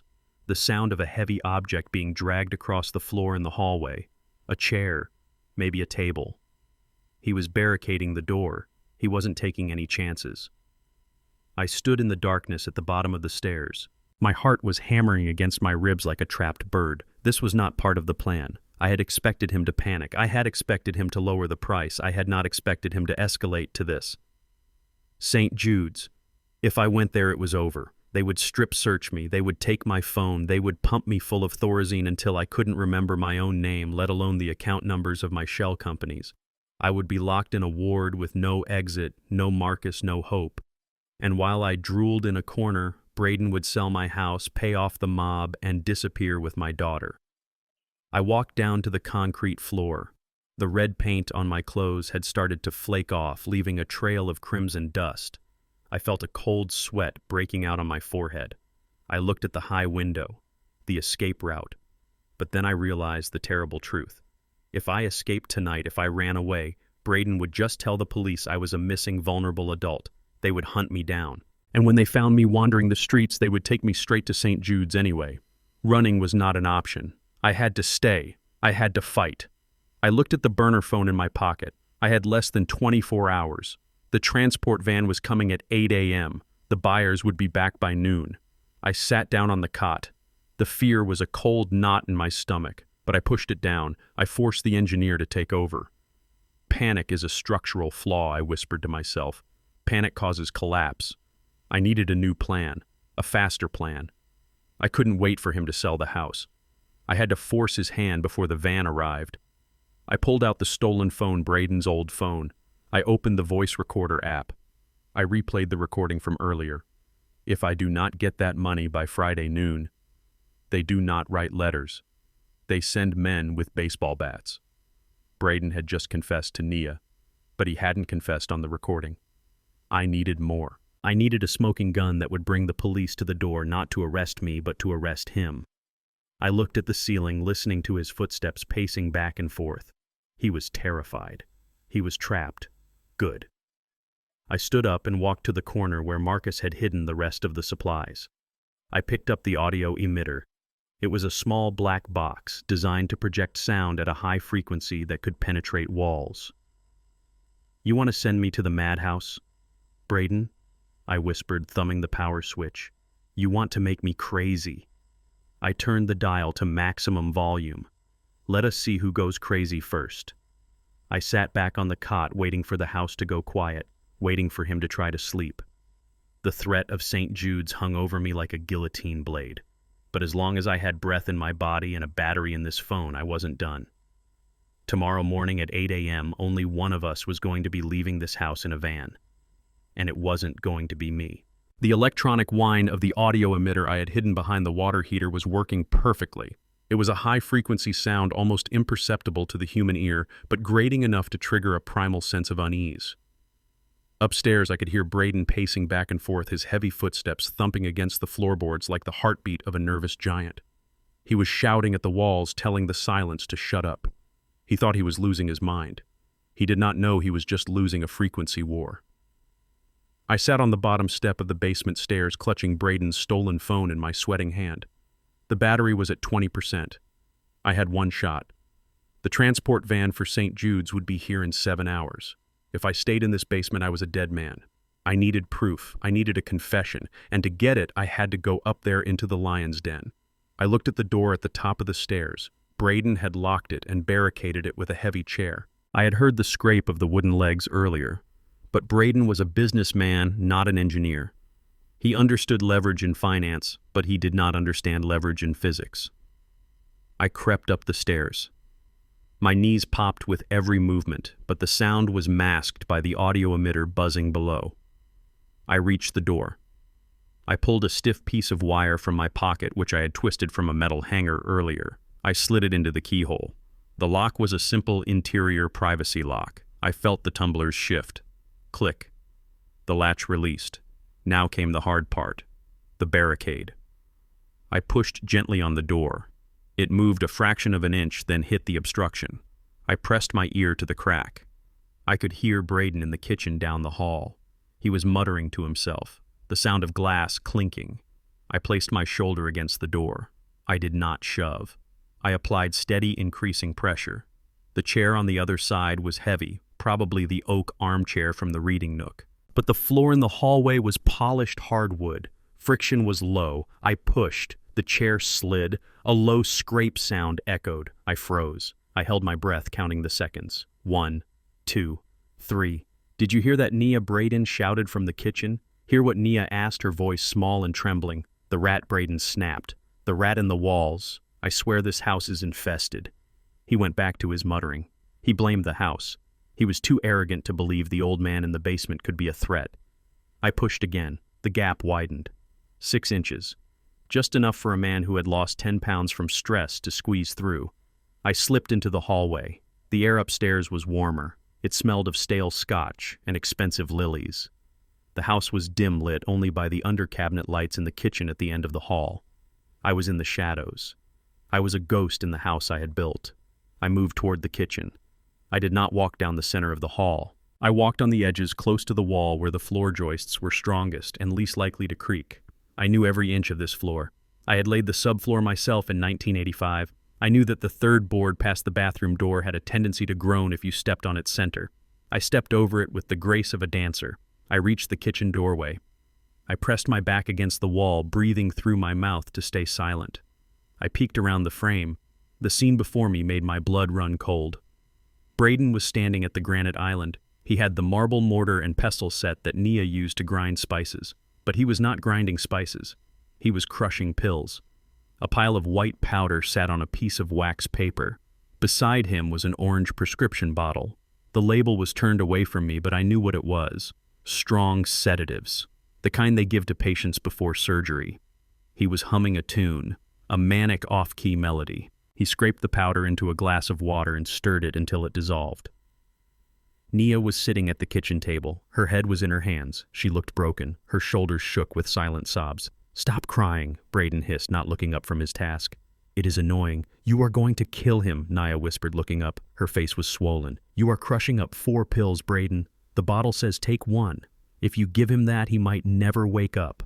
"That is the point," Braden said calmly, holding the glass up to the light. "We need him comatose, Nia. When the van comes tomorrow, I do not want him screaming. I do not want him telling the orderlies that I am selling the house. I want him drooling.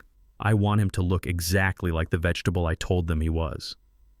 I pulled the phone from my pocket. I opened the voice recorder app. My thumb hovered over the red record button. I needed more.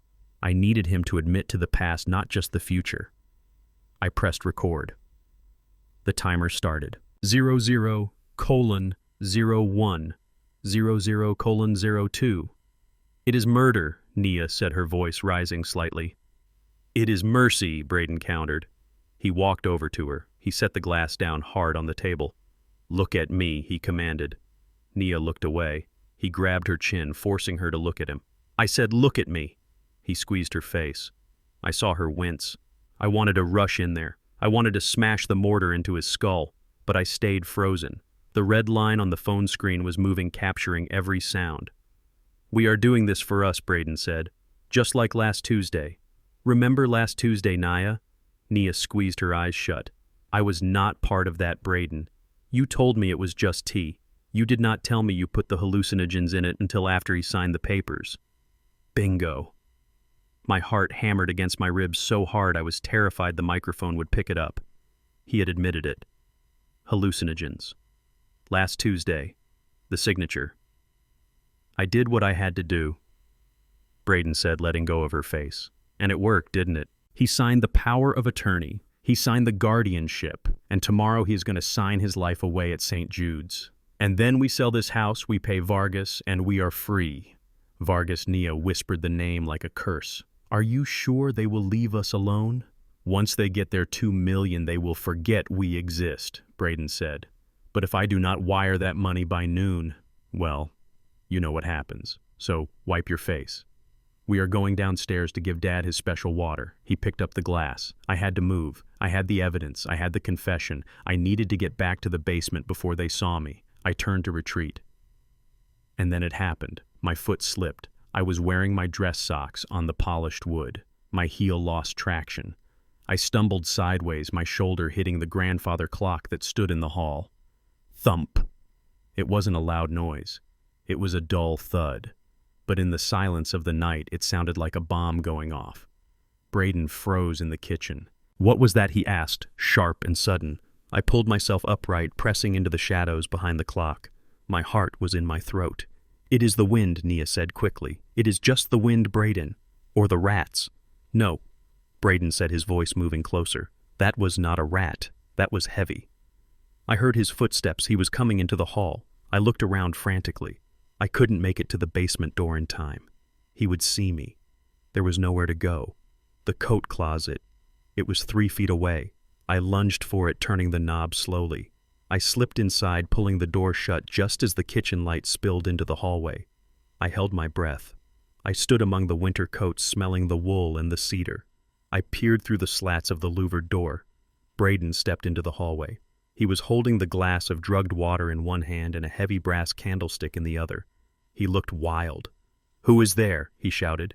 Silence. He walked past the closet. I could see him through the slats. He was so close I could have reached out and touched him. He looked toward the basement door. "The chair was moved," he whispered. He ran to the basement door. He pushed it open. "Hey!" he screamed down the stairs. "Ezekiel, are you awake?" I held my breath until my lungs burned.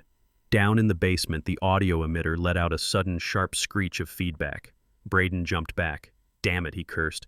"It is the plumbing. The pipes are groaning." He looked at the chair. He looked confused. "I must have not pushed it all the way," he muttered. "I am losing it. I need a drink." He turned around. He walked back toward the kitchen. "Nia," he called out. "He is quiet. He is probably asleep.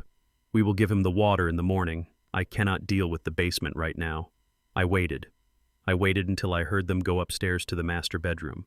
I waited until I heard the door close, then I slipped out of the closet. I crept back to the basement door. I squeezed through the gap. I went down the stairs into the safety of the dark. I collapsed on the cot, shaking from head to toe. I pulled the phone out of my pocket. I stopped the recording. Saved. I pressed play. I listened to Braden's voice coming through the tiny speaker. You told me it was just tea. You did not tell me you put the hallucinogens in it until after he signed the papers. I closed my eyes and let out a long, shuddering breath. I had him. I looked at the audio emitter still buzzing in the corner. Thank you, little friend, I whispered. Now I just had to survive until morning. Braden had the drugs, but I had the truth. And tomorrow at the party, the truth was going to be much harder to swallow than any pill. The blue light from the smartphone screen was the only thing illuminating my prison cell of a basement. It was 3 a.m. My eyes were burning from fatigue and the strain of staring at the small, cracked display, but I could not blink. I could not look away. What I was reading was not just a background check, it was a horror story written in the dry, clinical language of a private investigator. Marcus had sent the file 10 minutes ago. He had added a simple text message attached to the PDF. Do not read this if you want to sleep tonight, Mr. Vance. Silas says this is the worst thing he has seen in 20 years. I opened it anyway. I needed to know the enemy. I thought I was fighting a greedy, incompetent child who had married my daughter for her trust fund. I thought I was fighting a man who wanted to take shortcuts to the good life. But as I scrolled through the 50-page dossier, my blood turned to ice in my veins. I realized I was not fighting a child, I was fighting a monster. Or rather, Braden had invited a monster into our lives and now the beast was hungry. The file began with a name. Hector Vargas. I knew the name from the construction business back in the 90s.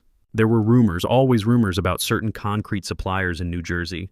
If you used their cement, your trucks didn't get vandalized. If you didn't, your sites had accidents. Vargas was a name whispered on job sites like a curse. He wasn't a mobster in the traditional movie sense.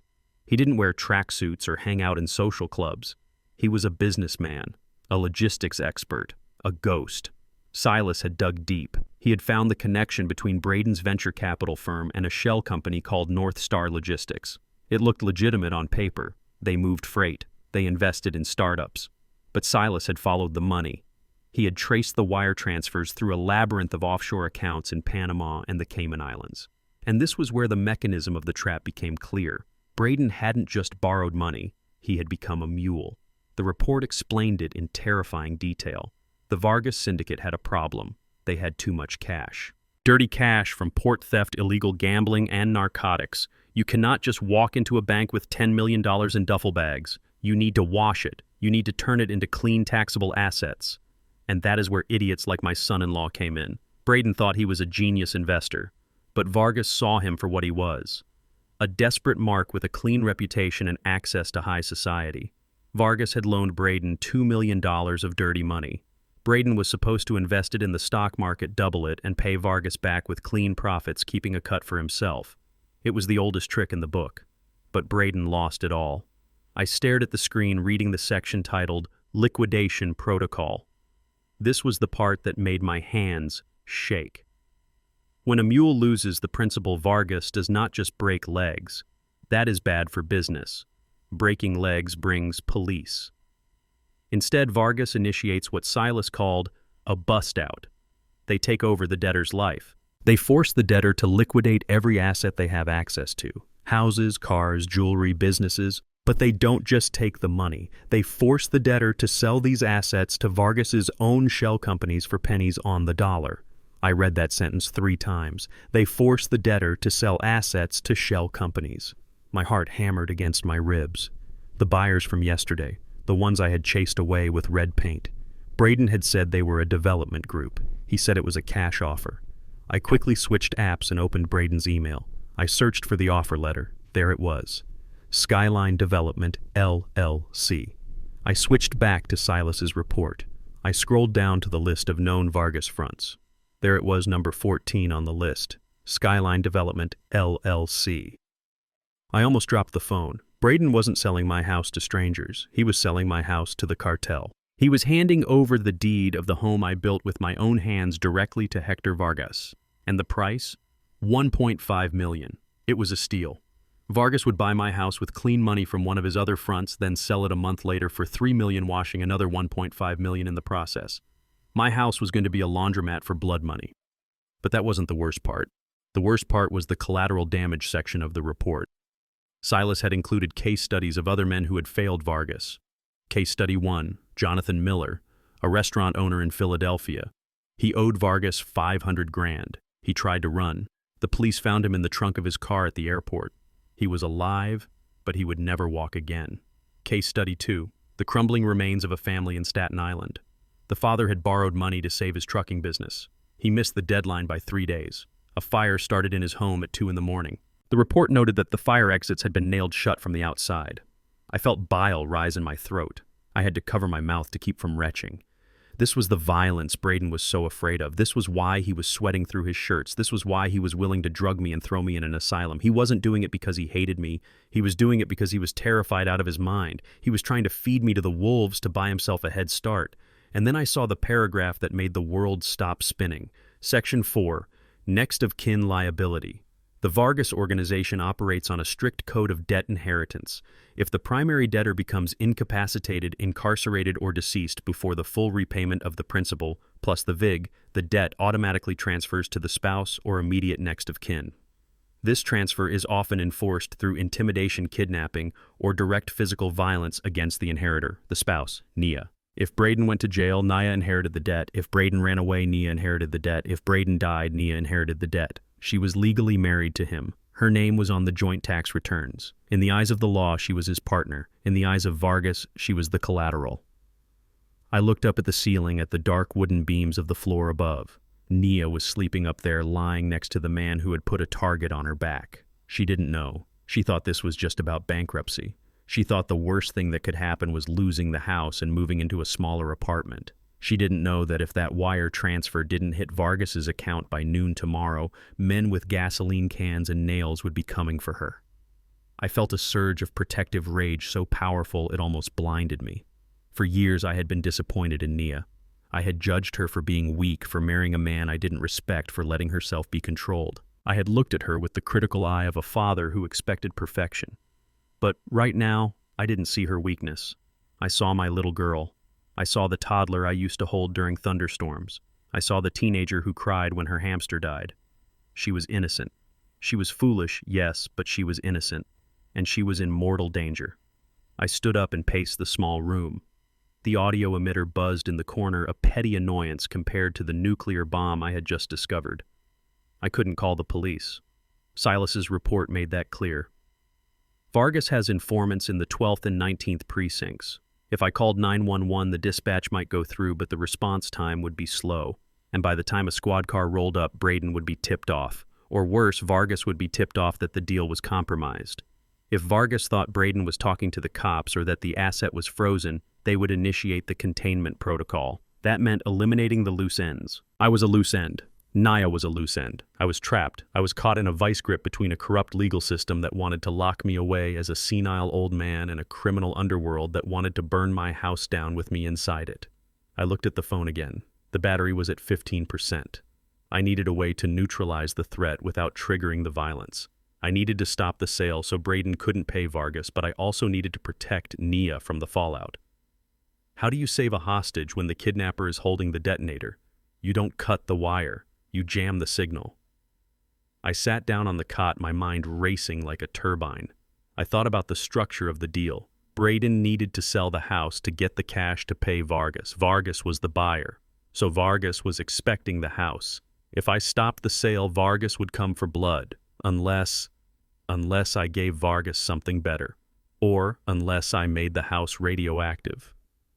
I looked at the email again. There was a detail I had missed in my first frantic reading, a small footnote about Vargas's current operations. The syndicate is currently under pressure from federal money laundering investigations regarding their real estate holdings. They are extremely risk-averse regarding properties with legal disputes or clouded titles. Risk-averse. That was the crack in the armor. That was the stress fracture. Vargas didn't want to fight. He wanted a clean wash. He wanted a quiet transaction. If the house became a legal battlefield, if it became a beacon for police and lawyers, Vargas wouldn't touch it. He would back off. He would cut ties with Braden instantly to protect his own exposure. But if Vargas backed off, Braden would still owe the money. And Braden would be dead. And if Braden died, Nia was next.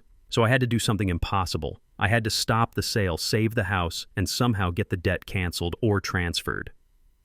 I stared at the wall where the shadows danced. I thought about the Blue Note. Braden had mentioned he wanted to buy the restaurant. Silas's report confirmed that Vargas was using the restaurant purchase as the second stage of the wash.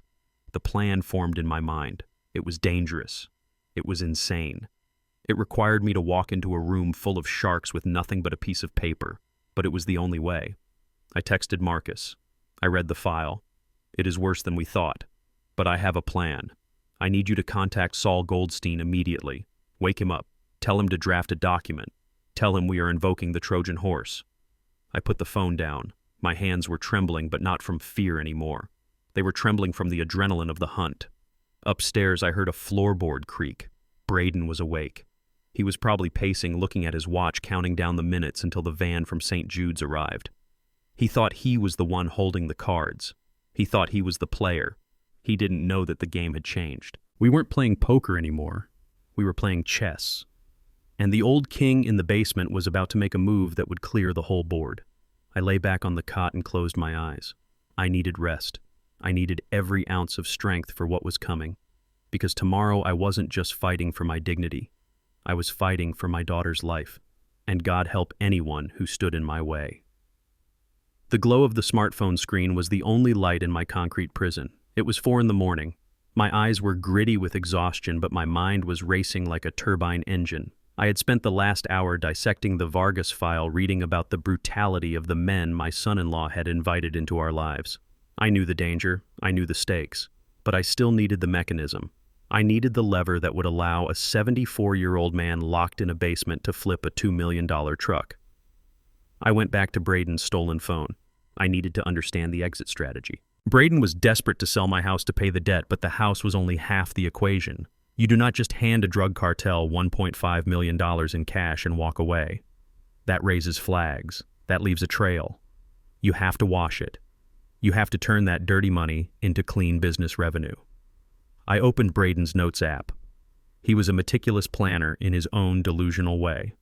There was a folder titled Phoenix Protocol, a fitting name for a man trying to rise from the ashes of his own stupidity. I scrolled through the list. Step 1. Liquidate residential asset. Step 2. Wire funds to Vanguard Holdings. Step 3. Execute commercial acquisition of distressed hospitality asset. Step 4. Funnel repayment to investors as renovation costs. It was a classic laundering scheme, but my eyes fixated on Step 3. Distressed hospitality asset. I switched to his email. I searched for commercial real estate listings he had been viewing. There were dozens of them. Dilapidated hotels, empty warehouses. But one listing appeared over and over again. He had downloaded the floor plans. He had requested the profit and loss statements. He had even drafted a letter of intent. I opened the attachment. The logo at the top of the page made my breath catch in my throat.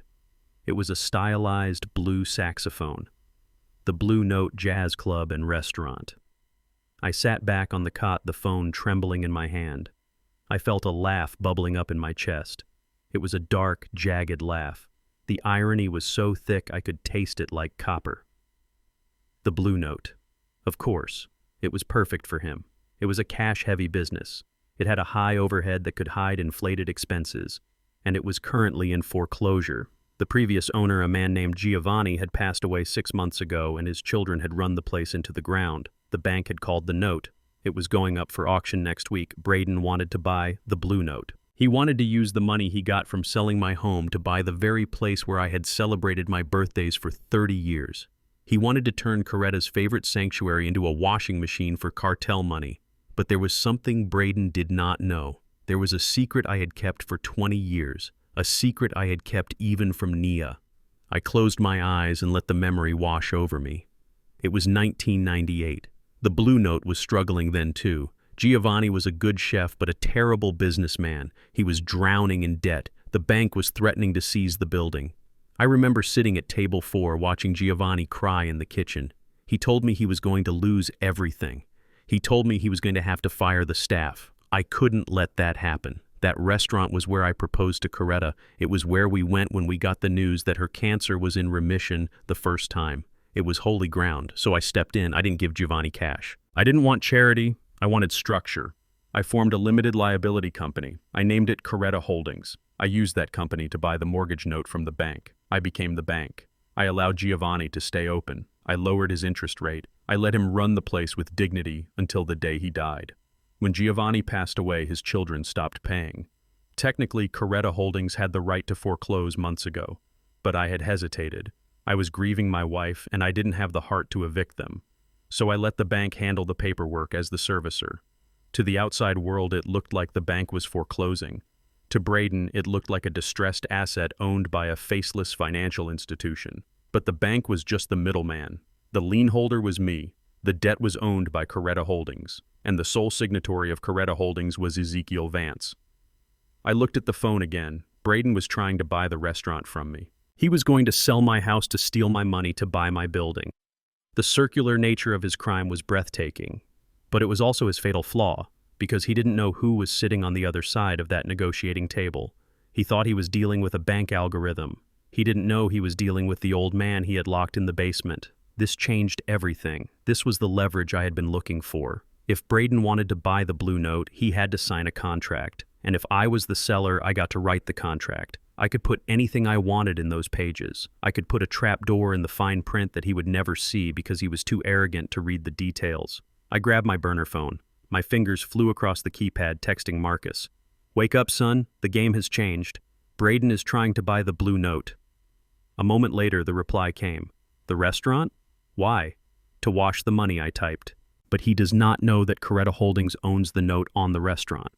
And he does not know that I am Coretta Holdings." There was a long pause. Then Marcus replied, "You own the restaurant?" "I own the debt I corrected, which means I control the sale. I need you to call Saul Goldstein immediately. Tell him to get his suit ready. He is going to be the representative for Coretta Holdings. He is going to present Braden with a purchase agreement that looks like a dream come true." "What are we going to do?" Marcus asked. "We are going to give him exactly what he wants," I typed. My smile widening in the darkness. "He wants to buy the restaurant? Fine, we will sell it to him. We will let him sign the papers. We will let him wire the funds. But we are going to add a clause, a Trojan horse." I explained the plan to Marcus. It was complex. It relied on Braden being desperate and greedy. It relied on him skipping the due diligence because he was on a deadline from the mob. If Braden signed the contract with dirty money, the clause would trigger a forfeiture. The title would not transfer, but the money would be frozen in escrow. Braden would lose the cash. He would lose the house. He would lose the restaurant. And Vargas? When Vargas found out that the money was frozen in a legal dispute with a legitimate entity, he would back off. The report said they were risk-averse. They wouldn't touch a frozen asset. They would cut Braden loose. But that still left the problem of Nia. If Vargas cut Braden loose, they might still come for her. I needed one more layer of protection. I needed to make sure that when Braden fell, he fell alone. I needed to expose him so thoroughly that even the mob would realize he was a liability, not a victim. I needed a public execution. "Tell Saul to set the closing for tonight," I texted. "Tell him the sellers require a face-to-face signing at the restaurant. Tell him to make it a celebration. Braden will love that. He will want to show off." "A party?" Marcus asked. "Yes. A party. Braden wants to look like a king. Let us give him a coronation. And then we will bring the guillotine." I put the phone down. I felt a strange calm settle over me. The fear of St. Jude's was still there, lurking in the back of my mind. The transport van was still coming in 4 hours. But now I had a weapon. I looked at the ceiling. Braden was asleep up there, dreaming of his new empire. He thought he had buried me. He thought he was standing on my grave. He didn't know that the ground beneath his feet was rigged with explosives. I stood up and walked to the mirror. I wiped the last smudge of red paint from my cheek. "Happy birthday, Ezekiel," I whispered to myself. I had been denied a table at my own birthday dinner. I had been kicked out into the rain. But tonight I wasn't just going to get a table. I was going to buy the whole damn restaurant. And I was going to serve my son-in-law a dish he would never forget. The trap was set. Now I just had to survive the morning. I had to play the part of the broken man one last time. I had to let them drag me to the van. I had to let them think they had won. Because the best place to hide a knife is in the hand of the man who is surrendering. The sun came up like a bruise on the horizon, a purple and yellow smear through the dirty basement window. It was Friday morning, the day of the deadline, the day the transport van from St. Jude's was scheduled to arrive. I had not slept. I sat on the edge of the cot wearing the same ruined suit from the day before, the fabric stiff with dried red paint and sweat. I looked like a man who had already lost everything, and that was exactly how I needed to look. I heard the barricade being dragged away from the door at the top of the stairs. The heavy scrape of wood against wood was the sound of the curtain rising on the final act. I took a deep breath. I let my shoulders slump. I let my jaw go slack. I summoned every ounce of grief and confusion I had felt over the last week and wrapped it around myself like a cloak. The engineer was gone. The mastermind was hiding deep inside. All that remained was the husk. The door opened. Braden stood there silhouetted by the hallway light. He was wearing a fresh suit, navy blue, crisp and expensive. He looked like a man who was ready to conquer the world. But I could see the tremor in his hands. I could see the sweat beading on his upper lip. He was terrified. He was running on caffeine and adrenaline, and the terrifying knowledge that if he did not come up with $2 million by noon, he was going to be dismembered. "Dad," he said, his voice sickeningly sweet. "Can I come down?" I did not answer. I just stared at the floor, rocking back and forth slightly. He walked down the stairs. He was holding a folder in one hand and a cup of coffee in the other. He stepped carefully, avoiding the dried paint splatters on the steps. He looked at me with a mixture of disgust and pity. "I brought you some coffee," he said, setting the cup on the cardboard box. "It is hazelnut, your favorite." I looked at the cup. I remembered the tea from last Tuesday. I remembered the bitter taste of betrayal. "I do not want it," I whispered, my voice raspy. "Is the van coming? Are the men in white coats coming to take me away?" Braden sighed, sitting down on the folding chair opposite me. He leaned forward, resting his elbows on his knees. He looked me in the eye, trying to fake sincerity. "I do not want to send you away, Ezekiel," he said, using my first name to sound serious. "I really do not. St. Jude's is a terrible place. I know that. Nia knows that. But you have left me no choice. Yesterday, what you did with the paint, that was dangerous. You are not safe here." I kept rocking. "The demons," I mumbled. "I was chasing the demons." "Exactly," Braden said, nodding. "You see demons. That is why you need help, but—" He paused, letting the word hang in the air. "But there might be another way." I stopped rocking. I looked up at him with wide, hopeful eyes. "Another way." Braden opened the folder. He pulled out a thick document. It was stapled at the top. The paper was heavy and cream-colored. "I found a private facility." Braden lied, smooth as silk. "A beautiful place up north, near the lake. They have gardens, they have private rooms, they have chefs, not cafeteria food. It is expensive, but you deserve the best." He tapped the paper. "But to get you in there, I need to access your accounts. The bank has frozen everything because of the incident yesterday. They need to know that I have the authority to manage your affairs while you are getting better." I looked at the document. Even upside down, I recognized the header, General Durable Power of Attorney, and right below it, in bold print, Unrestricted Gifting Clause. This was not an admission form for a care facility.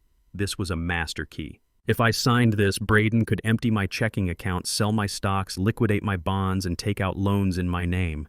He could strip me bare and leave me with nothing but the clothes on my back. I reached out a trembling hand. "Will they let me have a garden?" I asked, my voice shaking. Coretta loved gardens. Braden smiled. It was the smile of a wolf looking at a lamb. "Yes, Dad," he said, soft and reassuring. "They have a beautiful garden. Coretta would love it. Just sign here." He handed me a pen. It was a Mont Blanc. My Mont Blanc. He had stolen it from my desk. I took the pen. It felt heavy in my hand, heavier than a sledgehammer.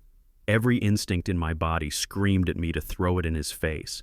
Every cell in my brain shouted that this was suicide. I was handing my enemy the weapon to destroy me, but I had to do it. To spring the trap, I had to let him think he had caught the prey. He needed the money to buy the blue note, and to get the money he needed this signature. I hesitated. I let the pen hover over the line. "I do not know," I whispered. My hand is shaking. "Let me help you." Braden said, eager now, desperate. He reached out and covered my hand with his. His palm was clammy. I could feel his pulse racing against my skin. Just make the mark, he urged. Just write Ezekiel. I let him guide my hand. I made the signature shaky and uneven. I let the lines waver. It looked like the writing of a man who had lost control of his faculties. But it was legible. It was legal. There, Braden breathed, pulling the paper away before the ink was even dry. He looked at the signature like it was a winning lottery ticket. You did the right thing, Dad. You really did. He stood up quickly, stuffing the document back into the folder. The mask of concern vanished instantly, replaced by a frantic energy. Stay here, he said. I have to make some calls. To the facility. We have to move fast. He turned and ran up the stairs, taking them two at a time. He didn't even say goodbye. He didn't look back. I waited until the door slammed shut and the lock clicked. Then I pulled out the stolen phone. The act was over. The engineer was back. I opened the banking app. I had cloned his login credentials the night before. I watched the screen, waiting for the notifications. It didn't take long. 3 minutes later, the first alert popped up. Braden was wasting no time. Notification: municipal bonds liquidated. Value $240,000. He was cashing out my retirement. 30 years of savings gone in a keystroke. Notification: home equity line of credit accessed. Withdrawal: $450,000. He was leveraging the house he couldn't sell yesterday because of the paint he was now mortgaging to the hilt. Notification: savings account transfer. Amount: $180,000. I watched the numbers drain away. It was a strange feeling watching yourself become poor. It should have been terrifying, but I felt a cold detachment. It was just fuel. He was gathering fuel for the fire I was about to light. I checked the time. It was 9:30. Braden was moving money from 5 different accounts, pooling it into his main checking account. He was gathering the war chest. He needed $1.5 million for the house payoff to Vargas, but he had changed the plan. He was going for the restaurant strategy. He needed enough to buy the blue note, which would satisfy Vargas's need for a laundry front. At 10 o'clock, the big move happened. I saw a pending wire transfer. Amount: $1,200,000.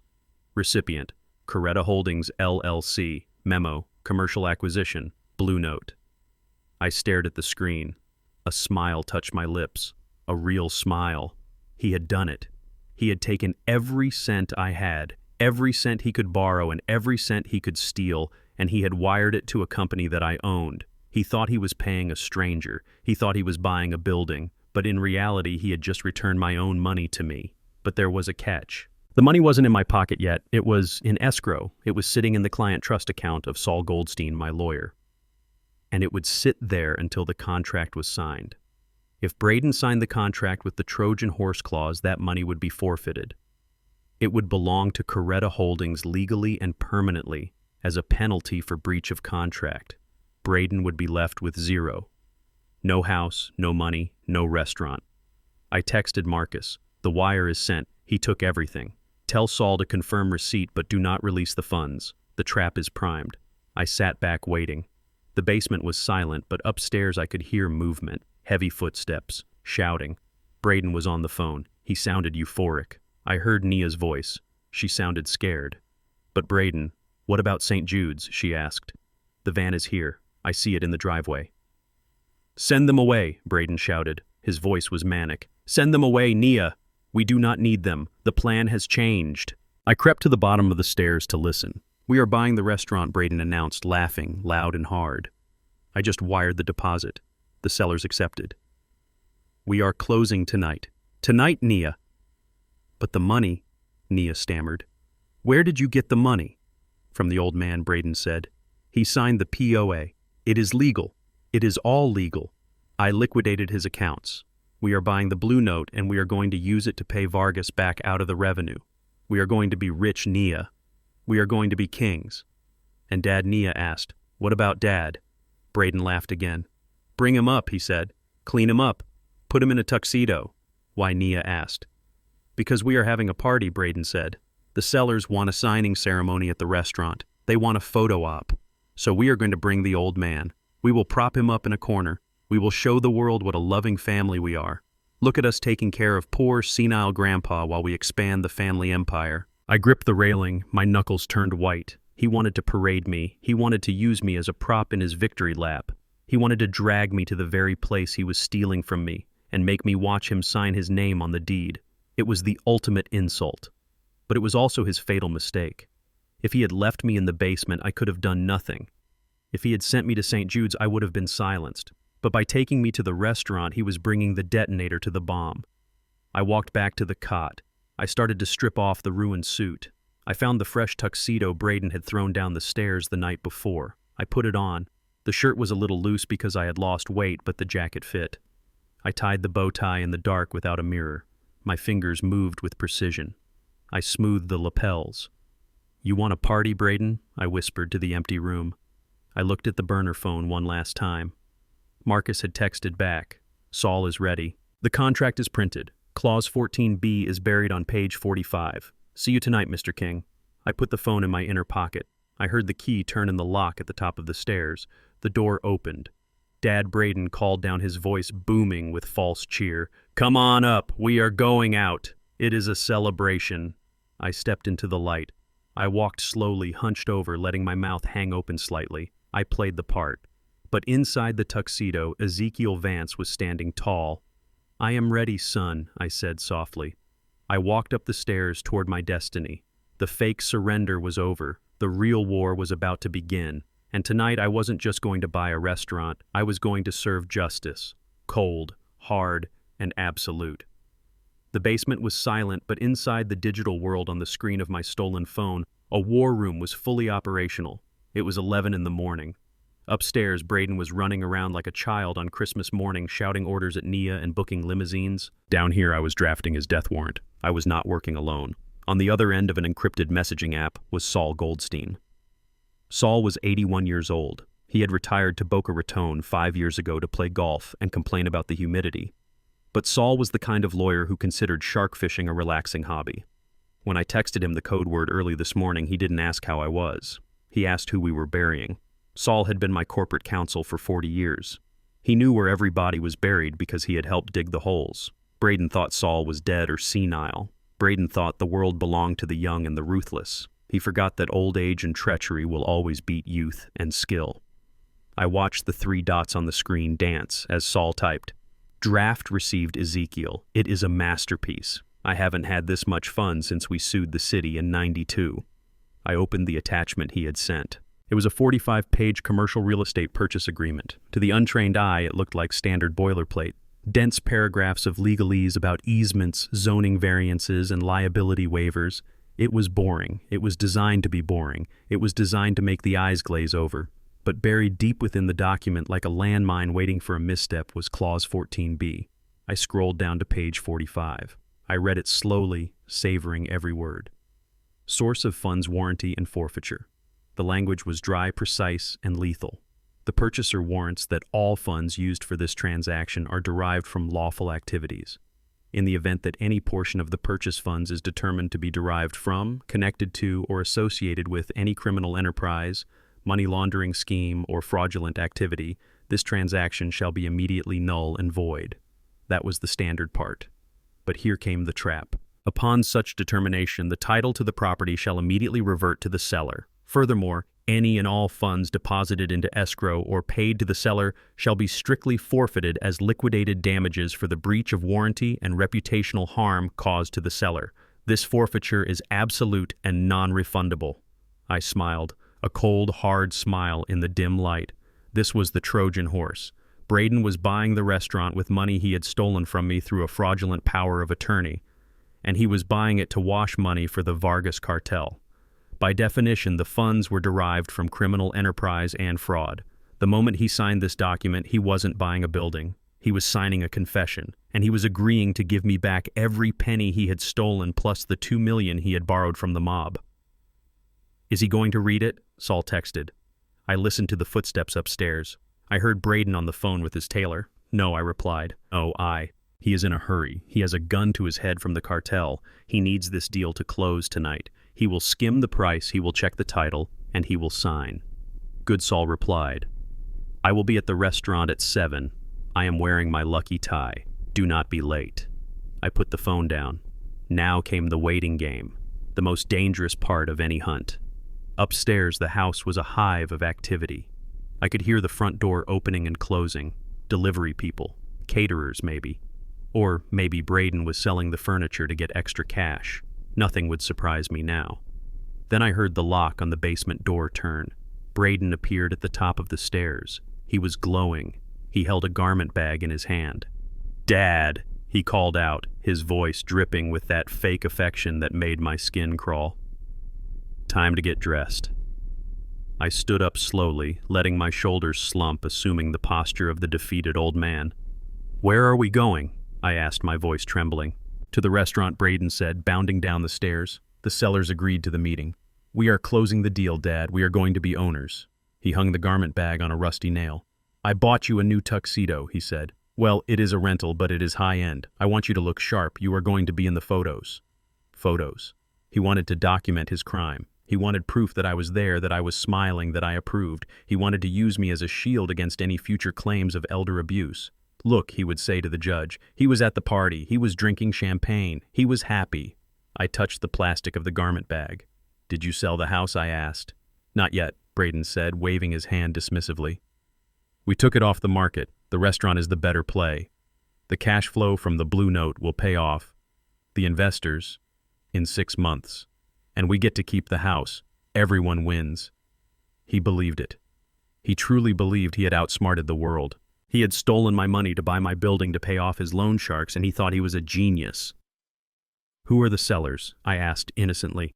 "Some investment group," Braden said, checking his watch. "Coretta Holdings or something. Probably a bunch of lawyers in New York. They do not care who buys it as long as the check clears." Coretta Holdings. He said the name of my wife without even blinking. He didn't know. He didn't know that Coretta was the woman he had never met, the woman whose picture he had thrown on the floor yesterday. "I have to send the wire confirmation to their lawyer," Braden said, pulling out his phone. "This guy, Goldstein, he is a pain. He keeps asking for compliance documents. Old school." My heart skipped a beat. "Goldstein," I repeated. "The name sounds familiar." Braden froze. He looked at me sharply. "You know him?" he asked.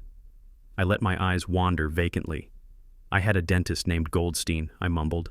"He had cold hands." Braden let out a breath he had been holding. He laughed. "Yeah, well, this guy has cold hands too. But he is bringing the contract tonight. Once I sign it, is a done deal." He turned to leave. "Get dressed," he said. "Naya will be down to help you with your tie. Do not mess this up, Ezekiel. If you act crazy tonight, well, let us just say St. Jude's is still an option for tomorrow morning." He left. I stood there alone with the tuxedo. I unzipped the bag. It was a cheap rental. Polyester blend. Stiff collar. It was an insult to a man who had worn bespoke suits his whole life. But I would wear it. I would wear his costume. 10 minutes later, Nia came down. She looked like a ghost. She was wearing a red dress that was too tight and too bright. She had tried to cover the bruise on her arm with makeup, but under the harsh basement light I could still see the yellow and purple shadow. She didn't look at me. She started arranging the shirt on the cot. "I am sorry, Dad," she whispered. I didn't answer. I couldn't comfort her. Not yet. She had to be scared. She had to be real. Her fear was what kept Braden confident. If she looked hopeful, he would get suspicious. "Braden is happy," I said softly. "He thinks he fixed it." Nia said, her voice flat. "He thinks the restaurant will save us." "And you?" I asked. "What do you think?" "I think we are drowning," Nia said, finally looking at me. Her eyes were hollow. "I think we are just digging a deeper hole. But I do not know how to stop digging." I reached out and took her hand. Her fingers were ice cold. "Nia," I said, dropping the act for just 1 second. My voice was strong. My eyes were clear. "Listen to me." She blinked, surprised by the change in my tone. "Tonight at the party," I said, squeezing her hand. "No matter what happens, no matter what you see or hear, do not stand next to Braden." What, Nia asked, confused. "Why?" "Just promise me," I said, intense and urgent. "When the signing starts, you move away from him. You come stand by me. Can you do that?" She looked at me, searching my face. She saw something there. Not the senile old man, but her father. The man who used to check under her bed for monsters. "Dad," she whispered, "what are you going to do?" "I am going to stop the digging," I said. Footsteps thundered in the hallway above. Nia Braden shouted, "Hurry up with him. The limo is here." The mask slammed back into place. I hunched over. I let my mouth hang open. "Help me with the buttons, Nia," I whined. My fingers hurt. She stared at me for a second longer, then nodded slowly. She buttoned my shirt, but her hands were shaking less. We went upstairs. The house was already empty of personal touches. Braden had packed boxes just in case. The limo waited in the driveway, a white stretch Hummer, vulgar, loud, exactly Braden's style. As I walked out into the evening air, I took a deep breath. It smelled of rain and exhaust fumes. I climbed into the back seat. Braden was pouring champagne. To us he toasted, raising a glass. To the Vance Empire. I took the glass. I didn't drink. I just held it. I looked out the window as we drove toward downtown. Toward the Blue Note. In my pocket against my chest, I could feel the burner phone. Marcus had sent one last text. "Saul is at the table. The contract is open to page 45. The trap is set." I looked at Braden. He was texting furiously, probably to Vargas, telling him the money was on the way. He looked up and caught me staring. "What are you looking at, old man?" he sneered. "I am looking at a dead man," I thought. But out loud I just said, "I hope they have crab cakes." Coretta loved crab cakes. Braden rolled his eyes. Yeah, crab cakes," he said. "Just keep your mouth shut and sign where I tell you to sign." We pulled up to the curb. The neon sign of the Blue Note buzzed in the twilight. It was blue and beautiful. My sanctuary. Tonight it would be a battlefield. I stepped out of the car. I straightened my cheap polyester jacket. I walked toward the entrance. Clause 14B was waiting, and justice was about to be served cold. The wheelchair they had rented for me was chrome and black leather. It was shiny and new, but to me it looked like a cage on wheels. Braden insisted I use it. He said it was for my comfort, but I knew the truth.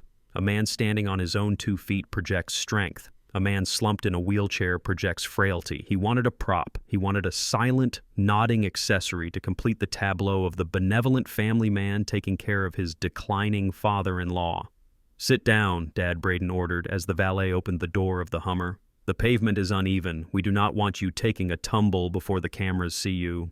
I lowered myself into the chair. The vinyl was cold against the thin fabric of my cheap rental tuxedo. I let my head loll slightly to the left. I relaxed my facial muscles until my jaw hung loose. I tucked my hands into my lap, letting them tremble just enough to catch the light. Nia stood by the open door. She looked beautiful in her red dress, but her face was the color of ash. She refused to look at me. She was staring at the entrance of the Blue Note, her eyes wide with a mixture of terror and nausea. She knew what was happening inside. She knew we were walking into a room full of sharks, and that her husband was bleeding into the water. "Push him!" Nia Braden barked, adjusting his cufflinks. "It looks better if you do it, the dutiful daughter." Nia grabbed the handles. Her grip was so tight I could feel the vibrations of her shaking hands traveling through the metal frame. "I am sorry, Dad," she whispered so low that Braden couldn't hear. I didn't answer. I just stared blankly ahead, my eyes fixed on the neon blue saxophone above the door. My saxophone, my building, my trap. We rolled up the red carpet. Braden had actually rolled out a red carpet. The arrogance of the man was bottomless. He walked ahead of us, waving to people who weren't there yet, practicing his victory walk. The doors swung open.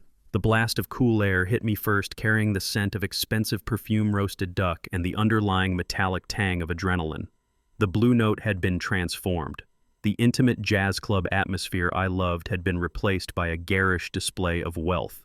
Crystal chandeliers that didn't belong here had been hung from the rafters. The tables were covered in white silk. Massive floral arrangements of white lilies blocked the view of the stage. It looked like a funeral parlor trying to pass itself off as a nightclub. And the people. The room was packed. Braden had invited everyone. There were bankers in gray suits checking their watches. There were local politicians drinking free champagne and looking for donors. There were real estate developers circling like vultures waiting to see if there were any scraps left over.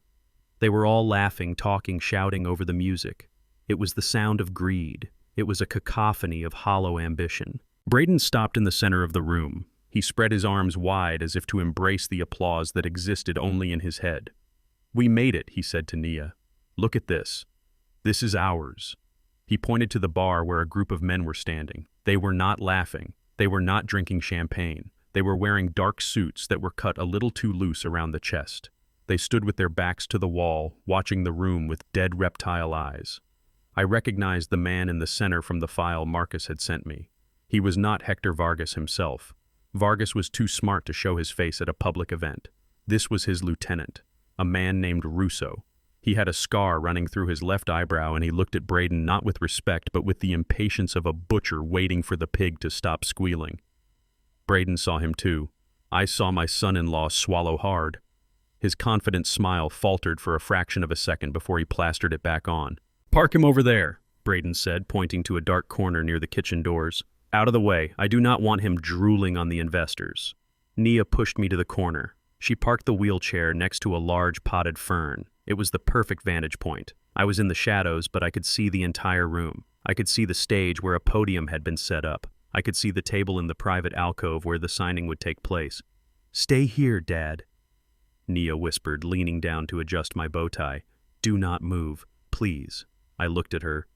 I slowly blinked my left eye. A wink. She froze. She drew in a sharp breath.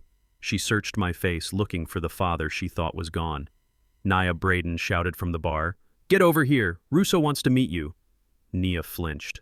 She looked at me one last time, her eyes filling with tears, then she turned and walked toward the wolves, leaving me alone in the corner. I sat there, invisible. A waiter walked by with a tray of crab cakes and didn't even glance at me. To them, I was just furniture, a piece of decaying scenery.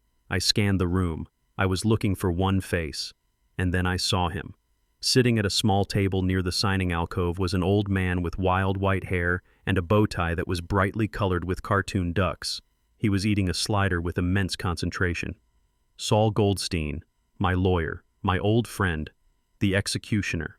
He looked up as if he felt my gaze. He looked right at the corner where I was hiding. He didn't wave. He didn't smile. He just tapped the side of his nose with one finger. The contract was ready. Clause 14B was waiting. I relaxed into the chair. Now we just had to wait for the clock to run out. The party swirled around me. I watched Braden work the room. He was manic. He was laughing too loud, shaking hands too hard. He was a man running on the fumes of desperation. He kept glancing at Russo and the men in the dark suits. Every time Russo looked at his watch, Braden would talk faster, drink more, pour more wine. He walked over to the group of developers. "This is just the beginning," he boasted, his voice carrying over the jazz music. "We are going to bulldoze the block. Luxury condos. Retail on the ground floor. The Blue Note is the anchor, but the real money is in the airspace." I felt a surge of cold anger. He was talking about destroying my legacy while standing inside it. He was selling promises he couldn't keep with money he didn't have. A man approached me. He was holding a glass of scotch and swaying slightly. I recognized him. He was one of the loan officers from the bank where I had kept my accounts for 40 years. The bank that had allowed Braden to liquidate everything this morning. "Mr. Vance," he slurred, looking down at me. "Is that you?" I drooled a little. I let my head roll. "Damn shame," the man muttered, taking a sip of his drink. "You were a titan, Ezekiel. A real titan. Now look at you. Buying restaurants with your retirement money. Hope the kid knows what he is doing." He walked away. They all thought I was finished. They all thought I was the past. At 8 o'clock, the music stopped. The lights dimmed. A spotlight hit the small stage. Braden walked up to the microphone. He adjusted his tie. He looked out at the crowd. He looked at Russo, who gave him a single, sharp nod. "Ladies and gentlemen," Braden began, his voice booming through the speakers. "Thank you all for coming. Tonight is a historic night. Tonight the torch passes." He paused for effect. He looked toward my corner. The spotlight swung around, blinding me for a moment. "I want to thank my father-in-law, Ezekiel Vance." Braden said, his voice thick with fake emotion. "He built the foundation that we stand on. Unfortunately, his health has declined rapidly in recent weeks. But even in his confusion, he knew one thing. He knew he wanted to secure the future of this family. The crowd applauded politely. I squinted against the light. I saw Nia standing near the stage. She was looking at the floor. Today, Braden continued, Ezekiel entrusted me with the resources to make this acquisition. He entrusted me to lead. And I promise you, I will not let him down. He signaled to the back of the room. And now if you will excuse me, we have some paperwork to sign. The seller's representative is here. We are going to make this official. The crowd cheered. Braden stepped off the stage. He walked toward the private alcove. Russo and his men moved with him, flanking him like a security detail. They weren't protecting him. They were ensuring he didn't run. Saul stood up. He wiped crumbs from his mouth. He picked up a thick leather folder. The moment was approaching. The singularity. I watched Braden sit down at the table. I watched Saul open the folder. I watched him slide the 45-page contract across the polished wood. I could see Braden's hands shaking. He picked up a pen. Read it, I whispered to myself. Read the damn contract, Braden. But he didn't. He flipped the pages. He glanced at the purchase price. He glanced at the signature line. He looked at Russo. Russo tapped his wrist. Time was money. Braden put the pen to the paper. I felt a vibration in my pocket. My burner phone. I pulled it out carefully, shielding the screen. It was a text from Marcus. I am at the back door. Police are in position, waiting for your signal. I put the phone away. I looked at the table. Braden was signing. He was signing page 1, page 10, page 20. He reached page 45. The Trojan horse. He hesitated. For 1 second, he paused. He looked at the dense paragraph of text. My heart stopped. Did he see it? Did he see the forfeiture clause? Saul leaned forward. I saw him say something. I knew exactly what he was saying. Standard anti-money laundering boilerplate, son. Just a formality. Braden nodded. He laughed nervously. He signed. It was done. He had just legally agreed that if the money was dirty, he lost everything. He closed the folder. He stood up. He shook Saul's hand. He turned to the room, raising his arms in victory. The deal is closed, he shouted. The blue note is ours. The room erupted. Confetti cannons fired. Gold glitter rained down on the guests. The band struck up a fast-tempo jazz number. Braden looked like a god. He looked like he had conquered the world. He hugged Nia. He high-fived the bankers. He even got a nod from Russo. I sat in my wheelchair, covered in gold glitter. I felt a profound sense of calm. The trap had snapped shut. The metal jaws had closed around his leg. He just didn't feel the pain yet. I gripped the armrests of the wheelchair. It was time. I didn't need the cane. I didn't need the act. I pushed myself up. The metal of the wheelchair creaked. A woman standing near me gasped. Look, she whispered. The old man. I stood up. I straightened my spine, unfolding to my full height of 6'2". I brushed the glitter off my cheap tuxedo jacket. I took a step forward, then another.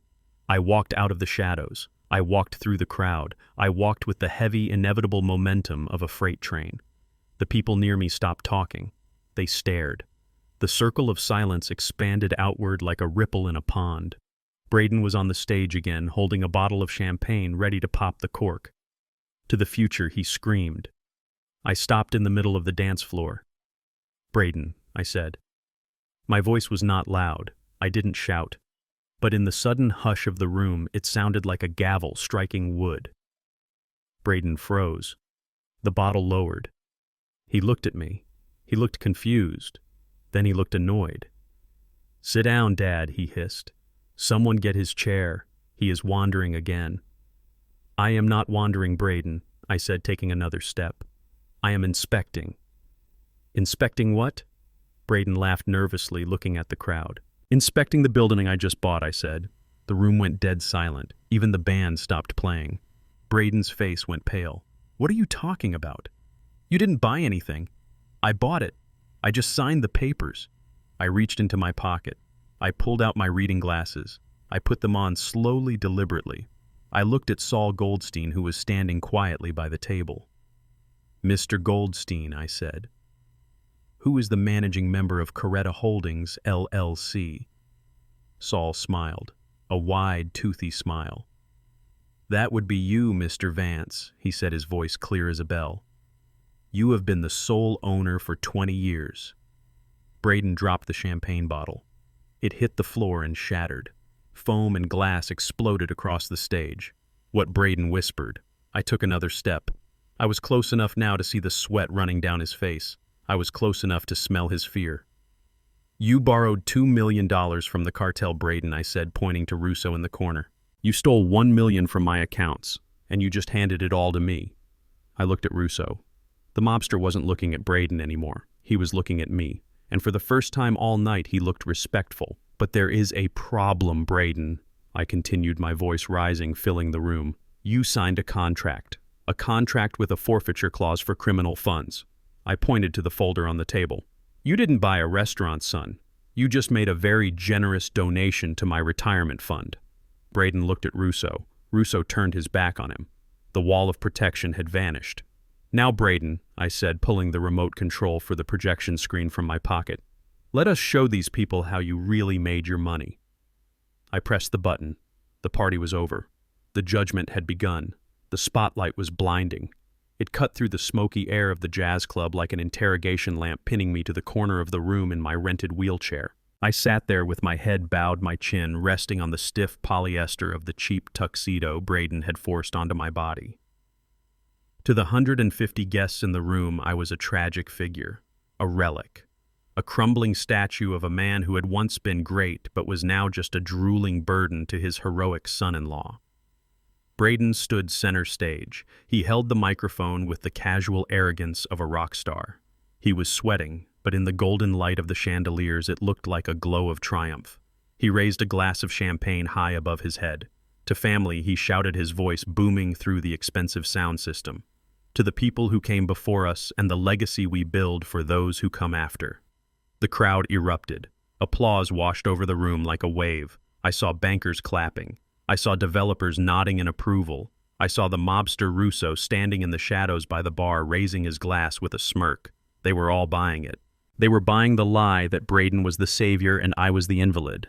They were drinking my wine, eating my food, and celebrating my erasure. And in the front row I saw Nia, my daughter. She was trembling. She was looking at the floor, her hands clutched together so tightly her knuckles were white. She was terrified. She thought this was the end. She thought that tomorrow morning the van from St. Jude's would come and take her father away forever, leaving her alone with a monster. I felt a cold, hard anger crystallize in my chest. It was not the hot rage of a temper tantrum. It was the cold, calculated pressure of a hydraulic press. I gripped the armrests of the wheelchair. The chrome was cold under my palms. This chair was not a seat. It was a cage. It was a symbol of my submission. Braden had put me in it to make me small, to make me lower than him, to make sure that when people looked at me, they looked down.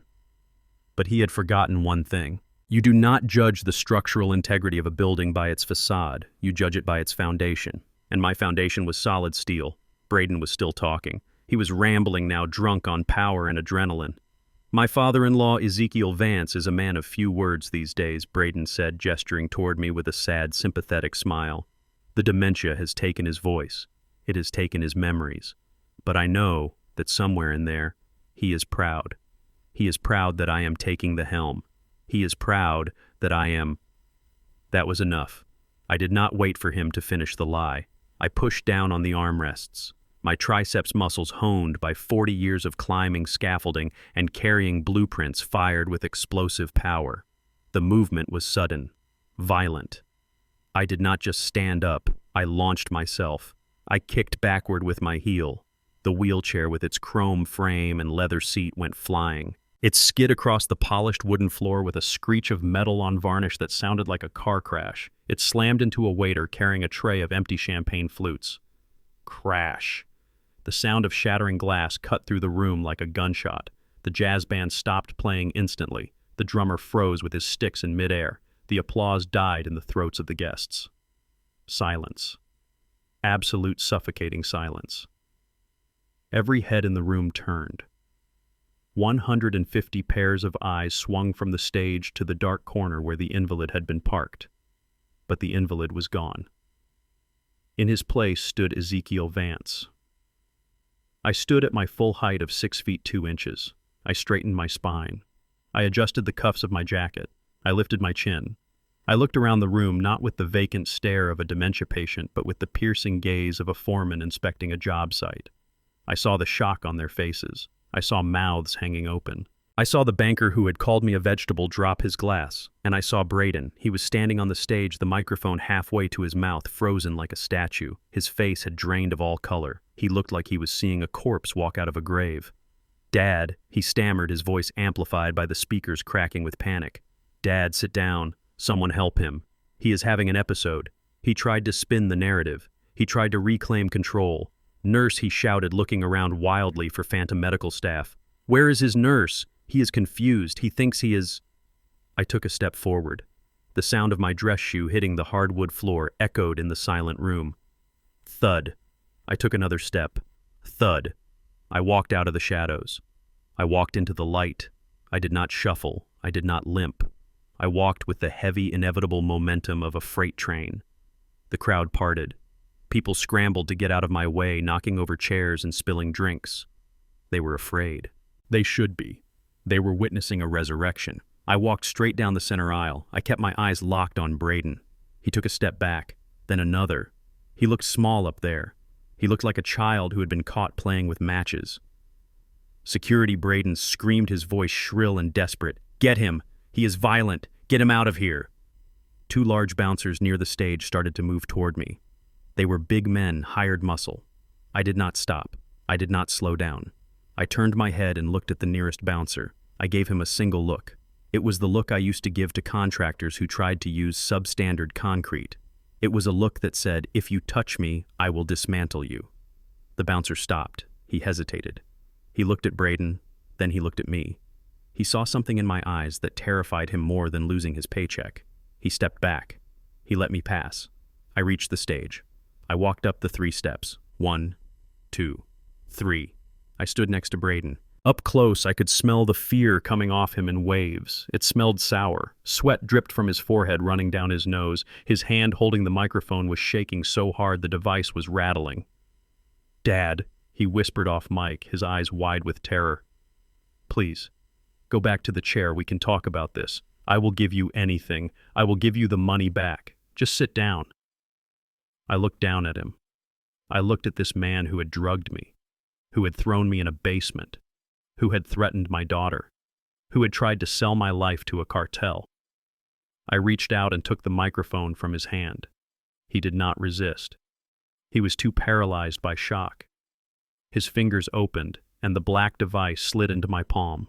It felt heavy. It felt like a gavel. I turned to the crowd. I looked at the sea of faces. I looked at the investors. I looked at the loan sharks. I looked at Nia, who was now standing with her hands over her mouth, tears streaming down her face. But they were not tears of fear anymore. They were tears of awe. I brought the microphone to my lips. "Testing," I said. My voice boomed through the hall. It was deep, resonant, and steady. It was the voice of a man who had commanded thousands of men. There was no rasp, no stutter, no confusion. The feedback whine from the speakers made a few people wince. My son-in-law tells a very good story. I said my words slow and deliberate. He tells you I am a vegetable. He tells you I am a burden. He tells you I am lost in the fog of dementia. I paused, letting the silence stretch until it was almost painful. He tells you he is the guardian of my legacy. I turned and looked at Braden. He was backing away toward the curtain, looking for an exit. "But there is a difference between a guardian and a parasite," I said. The crowd gasped. A ripple of murmurs broke out. "You see, ladies and gentlemen," I continued, walking to the edge of the stage.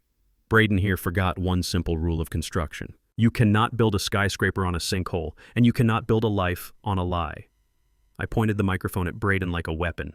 This man stands here and toasts to family, but 3 days ago he threw my clothes down the stairs and locked me in a basement. Braden shook his head frantically, mouthing, "No, no, he is crazy." 2 days ago he forged my signature on a power of attorney document.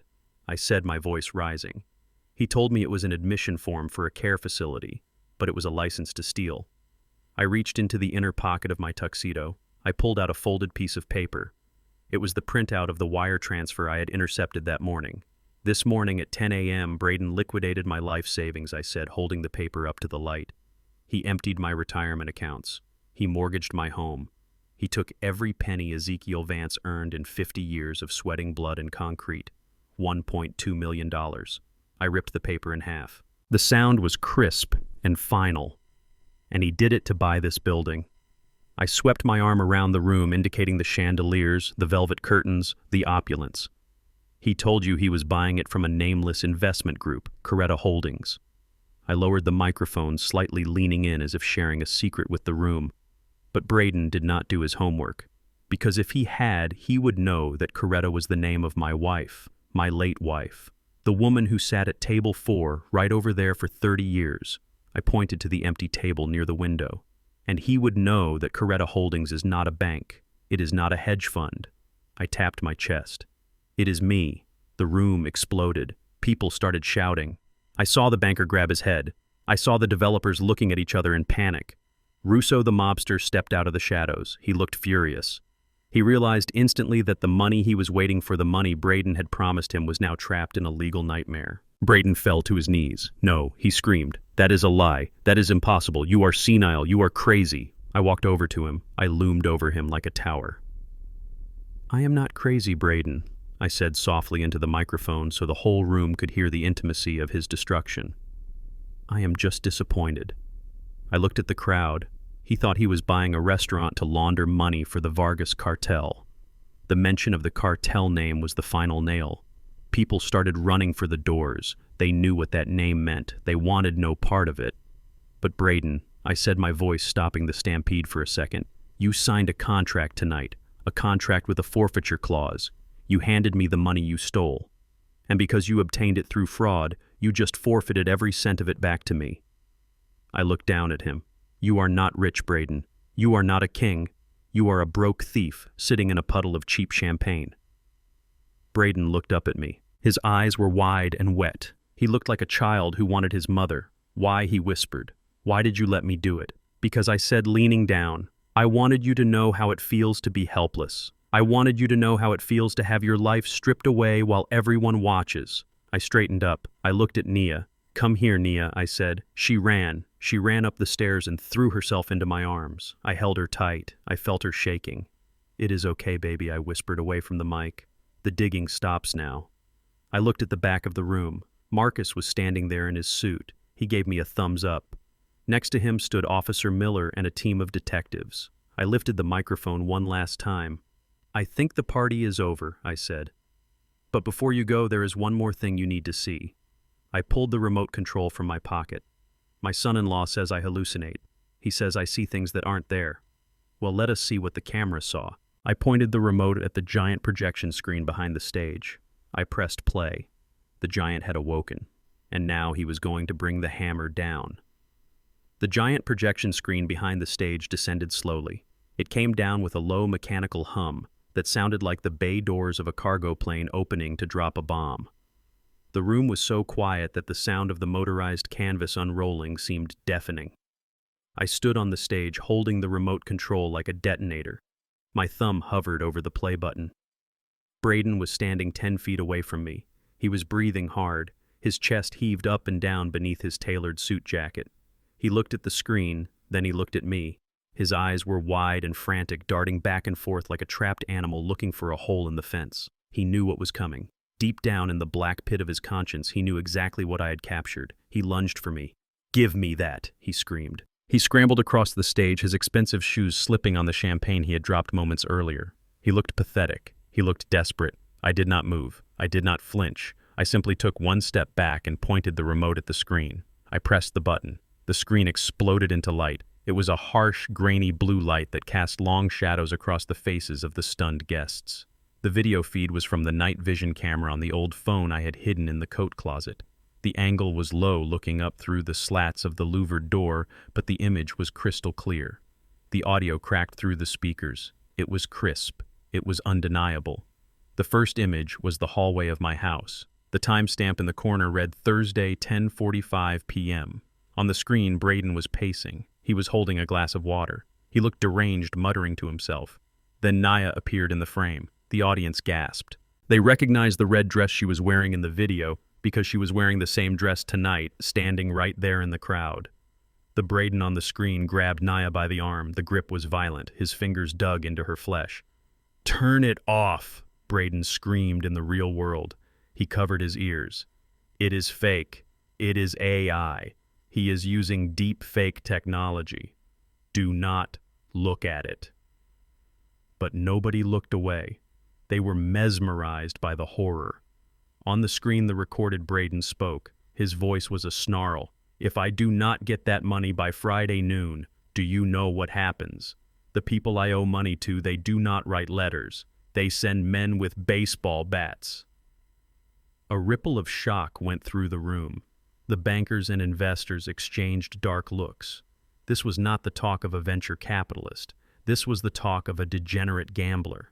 The video cut to the next clip. The kitchen. The camera zoomed in on Braden's hands. He was crushing white pills with a mortar and pestle. The sound of the grinding stone echoed through the silent restaurant. "Grind, grind, grind." "You are crushing up 4 pills, Nia's voice said on the video. "The bottle says take one. If you give him that, he might never wake up." I looked at the crowd. I saw horror dawning on their faces. They looked at me standing strong and tall on the stage, and then they looked at the screen where my son-in-law was preparing a lethal cocktail to silence me. "We need him comatose," the recorded Braden said. "I want him drooling. I want him to look exactly like the vegetable I told them he was." In the ballroom, a woman started to cry. It was a low, sobbing sound. Braden fell to his knees on the stage. He wasn't trying to stop the video anymore. He was curled into a ball, his hands over his head, trying to hide from his own image. "No," he moaned. "No, no, no." But I wasn't done. The final clip was the one that would seal his coffin. The screen flickered again.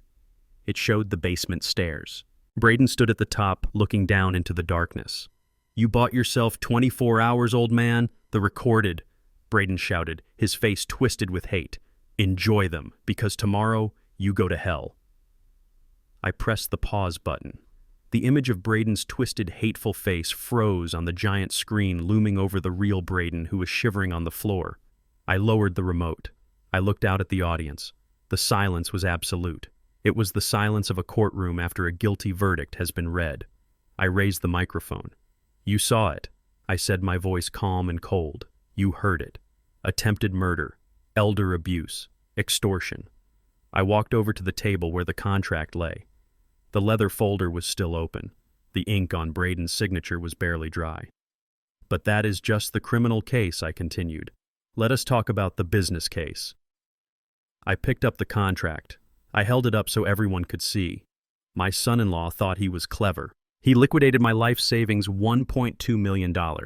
He borrowed another $2 million from our friends in the back. I gestured to Russo, the mobster standing in the shadows. Russo did not move. His face was a mask of stone. He was watching Braden with the cold calculation of a man deciding how to dispose of a problem. Braden pooled all that money, I explained. $3.2 million, and he wired it to the escrow account of Coretta Holdings to buy this restaurant. I turned to Braden. "Get up," I ordered. Braden didn't move. "I said get up," I roared. He scrambled to his feet, shaking so hard he could barely stand. He looked at me with tears streaming down his face. "Please, Dad," he whispered. "Please stop." I opened the contract to page 45. "You signed this, Braden," I said, pointing to the page. "You didn't read it, but you signed it." I turned to the audience. "Clause 14. B," I read aloud. "In the event that any portion of the purchase funds is determined to be derived from fraudulent activity or criminal enterprise, this transaction shall be null and void." I looked at Braden. "You stole the money from me. That is fraud. You borrowed the money from a loan shark. That is criminal enterprise." Braden's eyes went wide. He started to shake his head. "So the deal is void," he stammered. "Fine. Void the deal. Give me the money back. Just give me the money back and I will leave. I will go. I promise." I smiled. It was the smile of a wolf who has just closed its jaws. "I am afraid it is not that simple, son," I said. I read the second part of the clause, the part he had missed. "Upon such determination, any and all funds deposited into escrow shall be strictly forfeited to the seller as liquidated damages." I lowered the paper. Forfeited Braden. That means kept. That means seized. That means mine.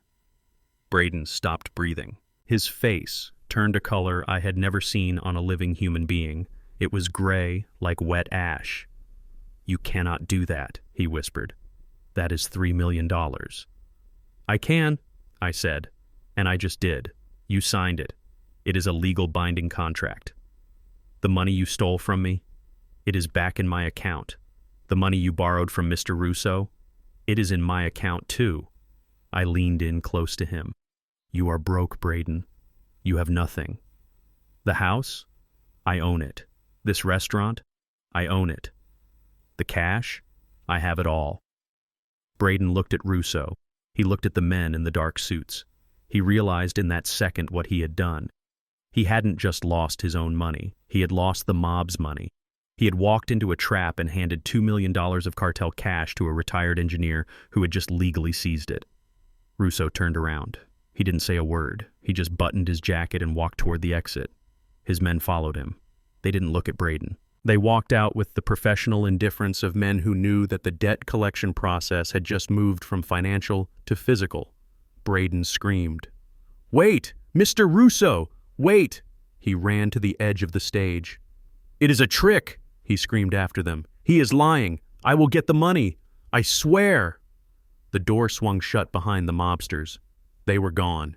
And by leaving, they had signed Braden's death warrant. They weren't going to sue him. They were going to wait for him. Braden turned back to me. He fell to his knees again. He crawled toward me, grabbing the leg of my trousers. "You killed me," he sobbed. "You just killed me. They are going to kill me, Ezekiel. You have to give it back. Please, for Nia. Do it for Nia." I looked down at him. I felt a surge of disgust so powerful I wanted to kick him away. "Do not say her name," I said. I looked at Nia. She was standing by the stage steps. She looked at her husband groveling on the floor. She looked at the video of him abusing her still frozen on the screen. She walked up the steps. She walked over to him. Nia Braden cried, reaching out for her hand. Tell him to release the funds. We can run. We can go to Brazil. Just you and me, baby." Nia looked down at him. Her face was calm. The fear was gone. She reached down. Braden thought she was going to help him up. He reached up with hope in his eyes. But she wasn't reaching for his hand. She reached for her own left hand. She grabbed her wedding ring, the cubic zirconia ring he had given her after selling her real diamond. She pulled it off. She dropped it. It hit the floor with a tiny metallic tink. It bounced once and rolled to a stop next to Braden's knee. "Run, Braden," Nia said softly. "You better run." Braden stared at the ring. Then he stared at the empty door where the mobsters had left. The reality crashed down on him. The police were coming. The mob was waiting. He had no money. He had no wife. He had no home. He let out a sound that was not human. It was a howl of pure despair. I turned to the crowd. "I apologize for the interruption," I said into the microphone. My voice was steady. "But as you can see, we have some trash to take out." I signaled to Marcus, who was standing by the main entrance. Marcus nodded. He opened the double doors wide. 6 uniformed police officers marched in. They didn't need to ask who the suspect was. The video on the screen and the man crying on the floor told the whole story. Officer Miller, the young cop Braden had manipulated 2 days ago, walked straight up to the stage. He looked angry. He looked like a man who hated being used. "Braden Vance," he announced, pulling a pair of handcuffs from his belt. "You are under arrest." Braden didn't fight. He didn't run. He just slumped forward, letting the officer pull his arms behind his back. The click of the handcuffs was the sweetest sound I had ever heard. As they dragged him away, he looked back at me one last time. His eyes were empty. "You planned this," he whispered. "You planned the whole thing." I looked at him, adjusting my bow tie. "I told you, son," I said. "I am a structural engineer. I do not just build things. I fix them." And then they took him away. The room was silent. The guests stared at me. They didn't know whether to applaud or run. I looked at the contract on the table, the paper that had saved my life. I picked it up. I walked over to Nia. I put my arm around her. "It is over," I said. She buried her face in my shoulder and finally let go. She cried the tears of a woman who had been holding her breath for 3 years. I looked out at the room, at the glitter on the floor and the shattered champagne glass. I looked at Saul Goldstein, who was eating another slider as if nothing had happened. He winked at me.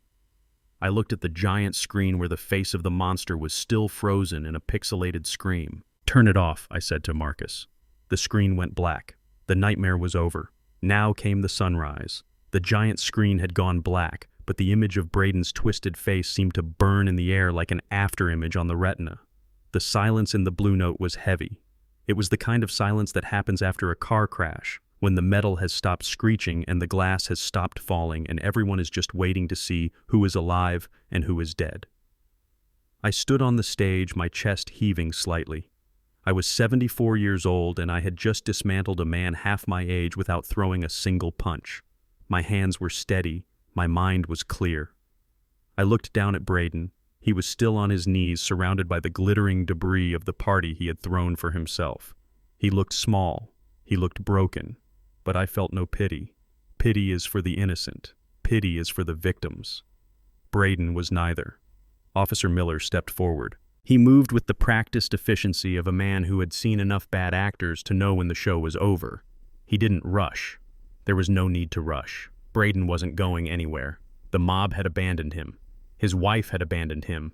And his money, the shield he used to protect himself from consequences, was gone. Miller stopped in front of Braden. He reached for his belt. The sound of leather creaking seemed abnormally loud in the quiet room. He pulled out a pair of steel handcuffs. They caught the light of the chandeliers gleaming with a cold, hard promise of justice. Braden looked at the handcuffs. Then he looked at Miller. "Wait," Braden whispered, his voice cracking. "You do not understand. I can explain. It was a misunderstanding. The videos, they were taken out of context." Miller didn't answer. He just reached down and grabbed Braden's wrist. Braden flinched. He tried to pull away. "No," he shouted, scrambling backward on his knees. "No! You cannot touch me. I am a venture capitalist. I own this building. You have the right to remain silent," Miller said, his voice flat and bored. "Anything you say can and will be used against you in a court of law." Braden scrambled frantically, his eyes wild. He looked at the crowd, searching for a friendly face. "Julian!" he screamed at the restaurant manager. Tell them who I am." Julian looked away, pretending to study a spot on the tablecloth. Braden turned to the bankers. "Bob, you know me. I have good credit. Tell him this is a mistake." Bob, the banker, turned his back, sipping his scotch. Braden looked at me. "Dad," he pleaded. "Dad, stop them. Tell them it was a prank. Tell them we were just joking. I will give you the house back. I will sign it over right now. Just tell them to let me go." I walked down the steps of the stage. I walked slowly. Every step was a judgment. I stopped right in front of him. I looked down into his watery, terrified eyes. "You cannot give me the house, Braden," I said softly. "I already took it. Please." Braden sobbed, tears streaming down his face, mixing with the sweat and the glitter. "Please, Ezekiel. I am family. I am your son." I leaned in close. "You are not my son," I said. "My son would never drug a 74-year-old man. My son would never hit a woman. You are just a stranger who broke into my house, and now the police are here to escort you out." I nodded to Miller. "Get him out of here, officer," I said. "He is ruining the party." Miller yanked Braden's arm behind his back. He snapped the first cuff on. Click. It was a sound of finality. It was the sound of a steel door slamming shut on a life of greed. Braden let out a high-pitched yelp of pain. "You are hurting me," he whined. Miller twisted the other arm. Click. "It is done," Miller said, hauling Braden to his feet. Braden couldn't stand. His legs gave way. He was dead weight. Miller and another officer had to drag him. His expensive Italian shoes scuffed across the floor, leaving black marks on the wood he had wanted to own. As they dragged him toward the exit, Braden started to scream. It wasn't a scream of anger. It was a scream of pure terror. He knew where he was going. He wasn't just going to a holding cell. He was going to a place where he would be exposed, where the Vargas syndicate could find him, where he would have to pay for the $2 million he had lost. "Nia!" he screamed, twisting his head around to look for her. "Nia, help me! Call a lawyer! Call someone! Do not let them take me!" Nia was standing by the bar. She was shaking. She looked at her husband, the man she had shared a bed with for 5 years, the man who had promised to love and cherish her. She saw him for what he really was. A coward. A bully. A criminal. She didn't move. She didn't speak. She just watched him go. Braden's eyes locked onto hers one last time. "I love you," he screamed, desperate. "I did it for us. I did it for—" Nia closed her eyes and turned her face away. The officers pushed the double doors open. The cool night air rushed in. A camera flash went off outside. The press had arrived. Marcus must have tipped them off too. Braden Vance, the rising star of Chicago real estate, was going to be the headline on the morning news, but not in the way he had hoped. They shoved him into the back of a squad car. Through the open door I could hear him wailing. Then the car door slammed. The siren chirped once, and he was gone. The room exhaled. For a moment nobody moved. The guests stood there frozen in the aftermath of the violence. They looked at the empty stage. They looked at the shattered champagne glass. They looked at me. I stood alone in the center of the dance floor. I adjusted my cuffs. I felt tired. A deep, bone-weary exhaustion washed over me. I had won. But victory didn't feel like joy. It felt like survival. It felt like walking out of a burning building with soot on your face. Then I heard a sound. A soft weeping. I turned. Naya had collapsed. She was on her knees on the floor, her red dress pooling around her like blood. Her face was buried in her hands and her shoulders were shaking with violent sobs. I walked over to her. The crowd parted for me again, but this time there was no fear in their eyes. There was respect. There was awe. I knelt down beside my daughter. My knees popped, but I didn't care. "Nia," I whispered. She looked up. Her makeup was running. Her eyes were red and swollen. She looked like a little girl who had broken her favorite toy. "Daddy," she choked out. "I am so sorry." "Shh," I said, reaching out to brush a strand of hair from her face. I knew she sobbed. I knew he was bad. I knew he was stealing, but I was so scared. He told me he would hurt you. He told me if I left him, he would destroy us both. I was a coward, Daddy. I let him hurt you. I let him lock you in that basement." She grabbed my lapels, burying her face in my chest. "I am so sorry," she wailed. "Can you ever forgive me?"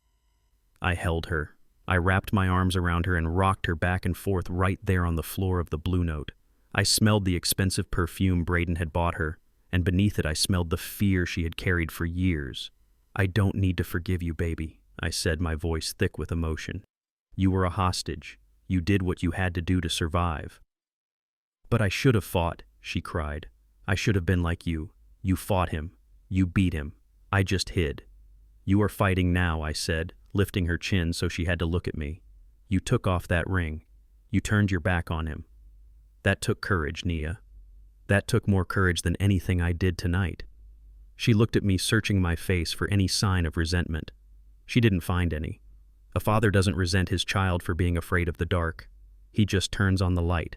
"Come on," I said, standing up and pulling her with me. "Get up. Vances do not stay on the floor." She stood wiping her eyes. She looked around the room. She saw the people staring. She straightened her back. She lifted her chin. She looked a lot like her mother in that moment. "What now?" she asked. I looked around the room. I looked at the waiters who were starting to clean up the mess. I looked at the band who were packing up their instruments. "Now," I said, "we go home." "Home?" Nia asked. "To the house?" "But the memories. We will make new ones," I said. "We will paint over the red marks. We will burn the furniture he bought. We will open the windows and let the air in. It is our house, Nia. It is not his." I turned to the crowd. "Please enjoy the rest of the food," I announced, my voice carrying through the room. "The bar is open. Put it on my tab." I started to walk toward the door with Nia on my arm, but before I could leave, a hand touched my shoulder. I turned. It was Marcus. He was grinning from ear to ear. "Mr. Vance," he said. That was biblical." I smiled. "Thank you, Marcus." He reached into his pocket. He pulled out a small velvet pouch.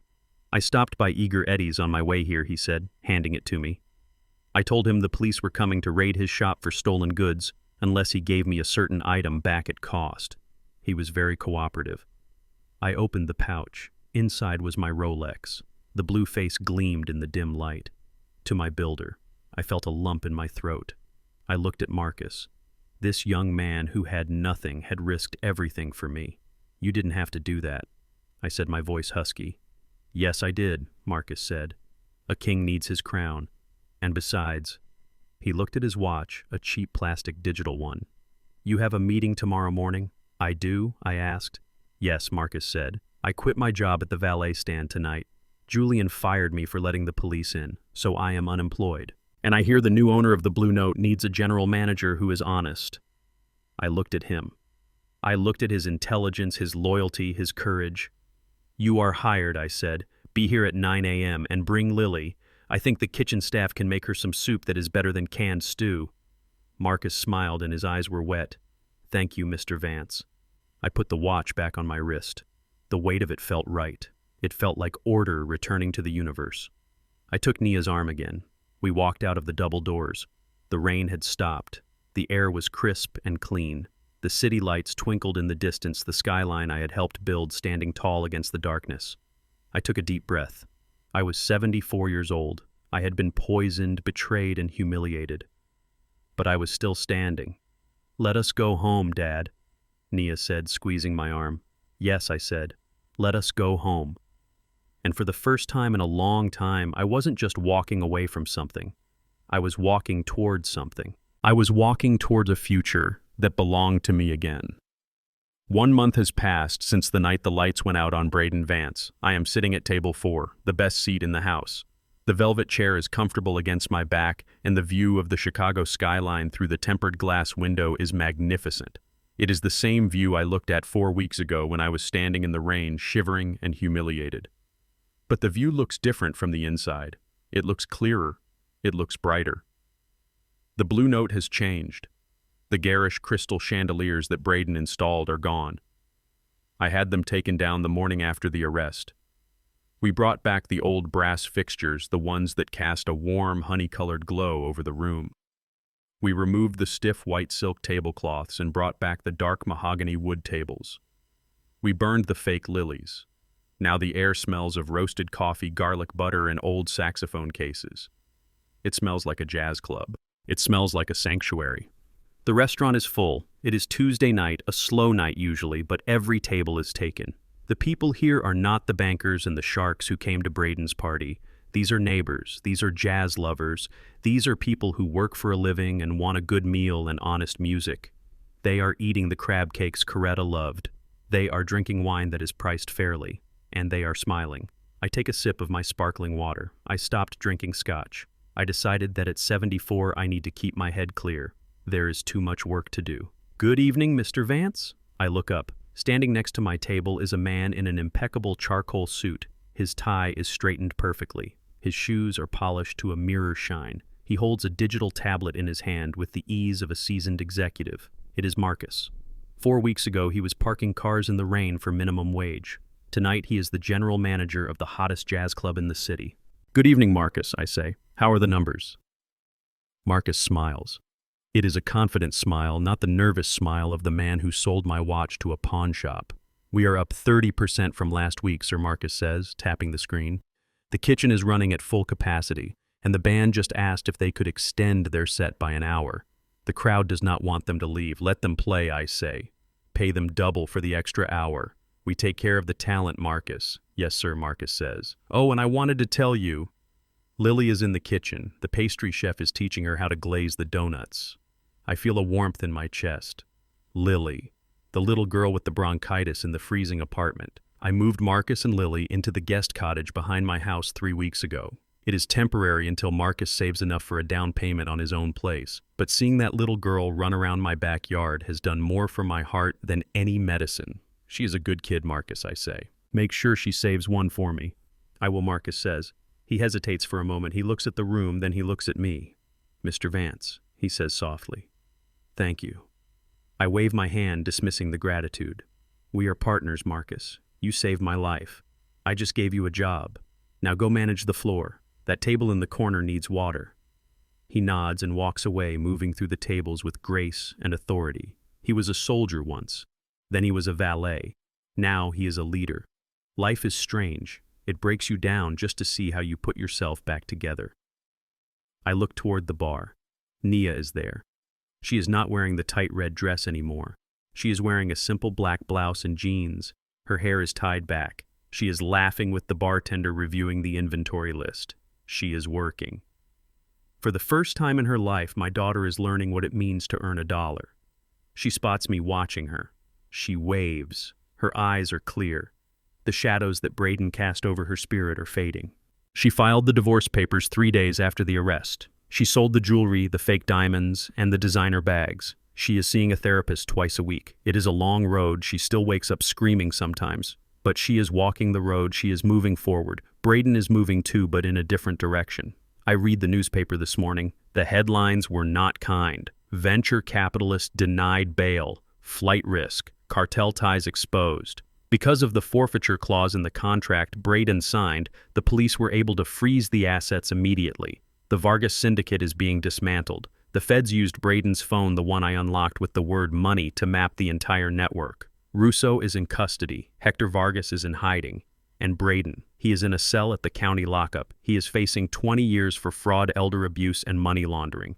I have not visited him. I never will. He is a collapsed bridge. You do not try to fix a collapsed bridge. You clear the rubble and you build something new.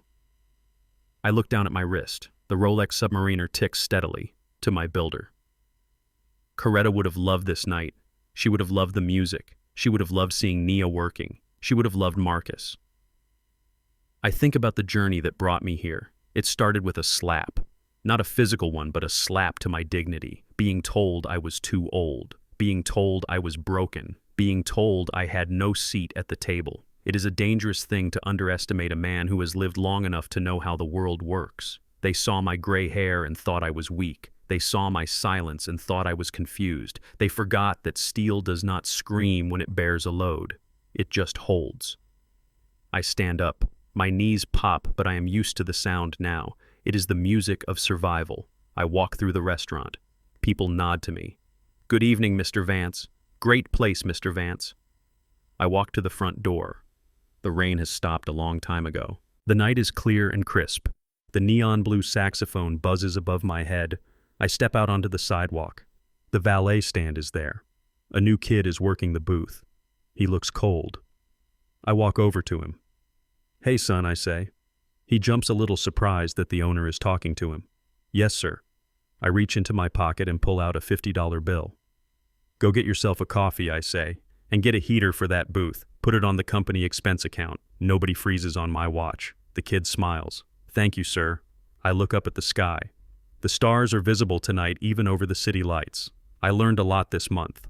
I learned that family isn't just about blood. Blood can be toxic. Blood can betray you. Real family is about loyalty. It is about who stands next to you in the rain when they have no umbrella. It is about who brings you soup in a basement. It is about who believes you when the rest of the world calls you crazy. I learned that justice doesn't just happen. You have to build it. You have to design it like a structure. You have to lay the foundation with truth, reinforce it with courage, and sometimes you have to trap the rats in the basement before you can clean the house. And I learned the most important lesson of all. I am not done. 74 is not the end. It is just a new chapter. I have a business to run. I have a daughter to heal. I have a granddaughter to spoil. I have a legacy to secure. I turn back to the restaurant. The music is swelling. The saxophone is crying a beautiful bluesy note that rises up into the night. In the chessboard of life, never underestimate a pawn and certainly never disrespect the king just because he sits silently. My son-in-law saw my age as a weakness, my silence as surrender, and my kindness as an opportunity to plunder. He forgot that the gray hair on my head wasn't just a sign of aging, it was a certificate of survival against storms he couldn't even imagine. True power isn't about shouting the loudest or flashing the most cash. It is about holding the keys when everyone else thinks you are locked out. Respect is earned, but dignity.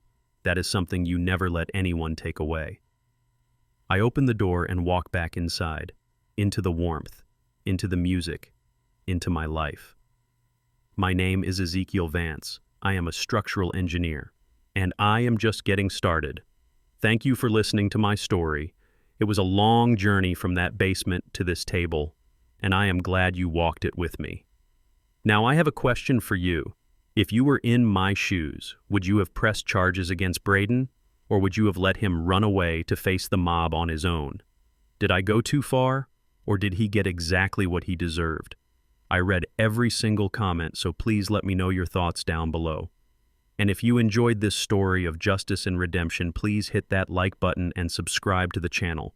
It helps us share more stories like this one. Share this with someone who needs to be reminded that it is never too late to fight back. Until next time, keep building, keep fighting, and never let anyone tell you that your time has passed. Good night.